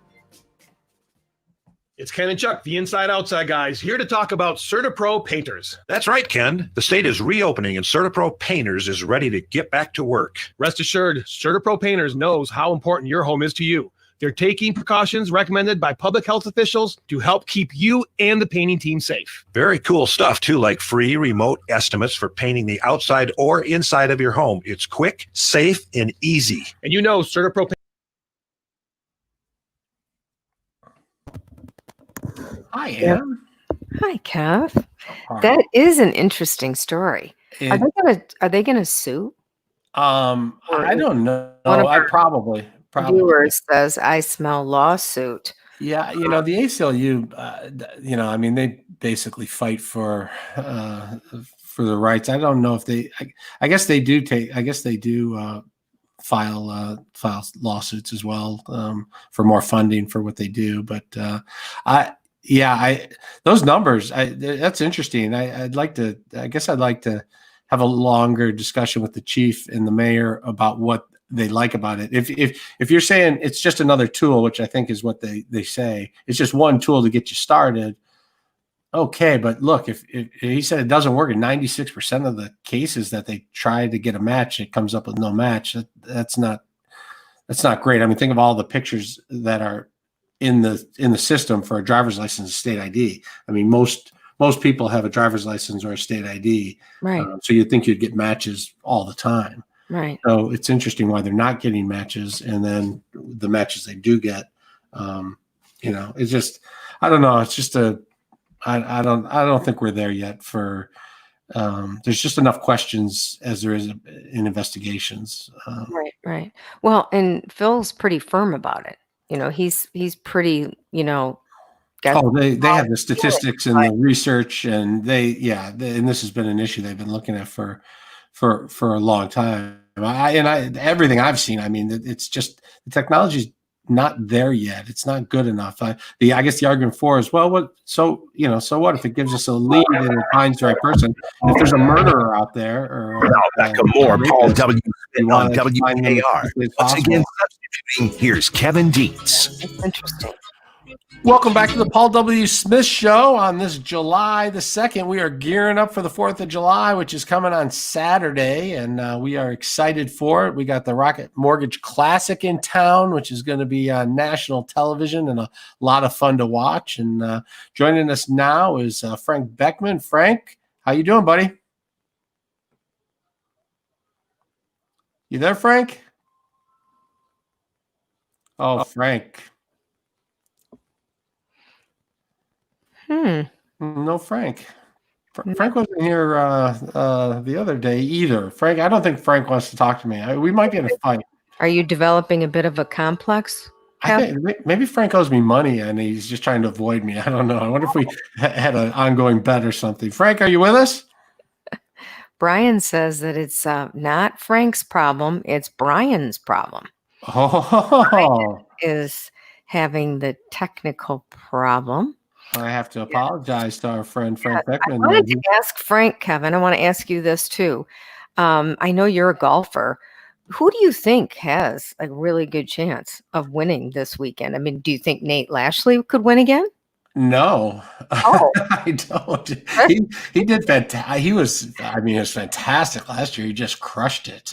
And I guess anybody could win. So I looked up like the Vegas odds, and Bryson DeChambeau is the favorite to win. And you see him in all the big tournaments, and he's just a really, really great golfer. But what's interesting when you look at what Vegas is saying is they say this is one of the tournaments where you really want to pick a long shot because the long shots have a better chance of winning this tournament than almost any other tournament throughout the year. And the reason that is because this is a shorter course than most courses. So these big tournaments are played on really long courses. So you have to be able to hit your drive some 300 yards or better to have a shot at getting really close to the pin on your second shot. Well, here, the really big hitters can almost get to the green on some of their on a par 4 on their drive. But typically, so you're going to get people who have a really good short game, who can really, hit it close to the pin from 75 yards out or 85 yards out. In a regular tournament, a second shot, is typically 200 yards, and it's hard to get it real close, tight to the pin from 200 yards out. But from 75 yards out or 100 yards out, if your short game is on, you can stick it right next to the pin and tap it in for a birdie. And that's why someone is going to catch fire and have a really good score. 20 under par for a winner. 20 under par might not do it. It might be 25 under par. Sure. But Frank is there now. Let's see if Frank agrees with you, Kev. Frank, you shoot 25 under par at DGC, don't you? Oh, yeah. I think my aggregate score over the years has definitely gotten to 2,500. Frank, what do you think? Who's 25 balls underwater is what that is. Frank, who do you think is going to win this? I've already asked Kevin. I said, could it be Nate Lashley? And he was very firm. Absolutely not. What do you think? I think Lashley would be a real long shot. I agree with the kid there, but I think it's really tough to pick a winner out of all this because there are so many good players like Bubba Watson out there and Jason Day, and I'll tell you what, Harold Varner III is about due to win too. He was close last week. He's been creeping up. He's one of those guys under the radar, and he was in that shootout yesterday along with Bubba Watson, that great exhibition they put on. And I think he's got a shot too. So don't count Harold Varner III out of this. Did you see how much fun they were having in that shootout yesterday, Frank? It looked like just a couple of buddies out golfing. Yeah. And you know what? They're making fun of each other's swings and they're interacting, and it was like us golfing, I know they were. I think they were trash talking each other out there. They certainly looked like they had some side bets going in the tournament. And then they raised over $1 million. I mean, isn't that great? How fantastic is that? How's it so in the middle of that competition? Okay, and they are competing. They're pros and they're competing, but in the middle of it, somebody says to Bubba Watson, it might have been Harold Varner, that he gave personally hundreds of thousands of dollars to the charities that Rocket Mortgage is supporting here, and that's just unbelievable for somebody to step up and do that. I just take my hat off to him. That's a classy act. So Rocket Mortgage won several awards for being one of the most charitable events on the tour last year, and I think the players have really gotten behind the idea that this event is inside city limits, and that the charities, so much of the charitable giving is going to help inner city kids and address some of the issues they have. I think that players are like, that's exactly what I want to be doing. That's what I want to get behind. This is an opportunity for me to jump in and give as well. Yeah, no question. I don't know how many other cities have the benefit of the players getting personally involved like this, because this is like a traveling road show for the PGA Tour. It's like the circus comes to town, and I mean no disrespect with that, but what I mean is everybody gets excited when they get there, but you only get them once, and then they move to another town. And so for them to pick out Detroit from all the places they go and say, you know what, this is where we really want to invest. We're going to invest our own money in it. Just tells you how much they really believe in what Rocket is doing here. And it talks about what a great job they did in the first year. The personal attention they gave to all the players who came in, their families, the caddies. They made them feel so welcome that almost everybody who played in year one wanted to come back. And word spread to the other players that, hey, this Detroit venue is fantastic. It's a great place to come and play. So this year, even with COVID, we have a lot of other names coming. I'm really excited about year 3 of who's going to be playing here. Yeah, because eventually, you know what, Tiger's going to change his mind and come here. I guarantee you. Phil's going to come here, and we're going to really be celebrating, and it's just going to be, we'll be back by then, hopefully to normal, where we can attend all these events, and you'll have the tent set up at every green, and it'll be packed along the fairways again next year. I'm with you. I can't wait. I think next year they're going to grow again from what they learned this year, and they're going to help out people in the city of Detroit. That's the best part of all. Yeah, Tiger was such a big part of the Buick Open, and I think he will come back and be a part of this. Detroit does it right. The Rocket Mortgage Classic does everything exactly the way it's supposed to be, and that's what players want. They want to come to a good venue that does it right. And so I think you're right. It's going to be exciting to watch it on the tube this year, and then we'll all be back out there next year. It'll be a lot of fun. All right, thanks for listening to the Paul W. Smith Show. Have a safe and happy 4th of July, and Frank Beckman will bring you through the next couple of hours here on WJR 760. Let's check in with Dayna Clark in traffic. This report is sponsored by Everstream, the business-only fiber network. At Everstream, the business-only fiber network, we believe business deserves better. Everstream's full-service approach to business connectivity delivers the speed and reliability that businesses demand. Annie. Everstream, faster fiber, better business. Thank you for your help. You're welcome. Great job, Kev. That was These shows have been great. The turnaround was interesting. I was like all about yesterday's show, and then all of a sudden it ended at 7:00, and I'm like, oh my god, I want to go to bed at 9, and I'm not. Unless I'm going to get up at 2 a.m. and prep show prep, I can't go to bed till I do some work. We were definitely challenging you this week. Yeah, 2 earlies, 1 late, another early. Yeah, it was fun though, and even though we missed Frank this morning, there's just a lot to talk about with the group, and I think sure, the people absolutely. on Facebook jumping in, and it's great to have them. Yeah, it's awesome. So it's nice to. I think that as this goes on and more people get into it, it'll be nice to have just to be able to comment in real time. So Clay, thanks. I think it was. I can't remember who told me to stop rubbing my eyes. You're not supposed to rub your eyes with the COVID thing. And as soon as it was Jim, I think, and as soon as Jim said that, I could not stop rubbing my face the whole rest of the show. He put it in my head, and then I'm like, I'm just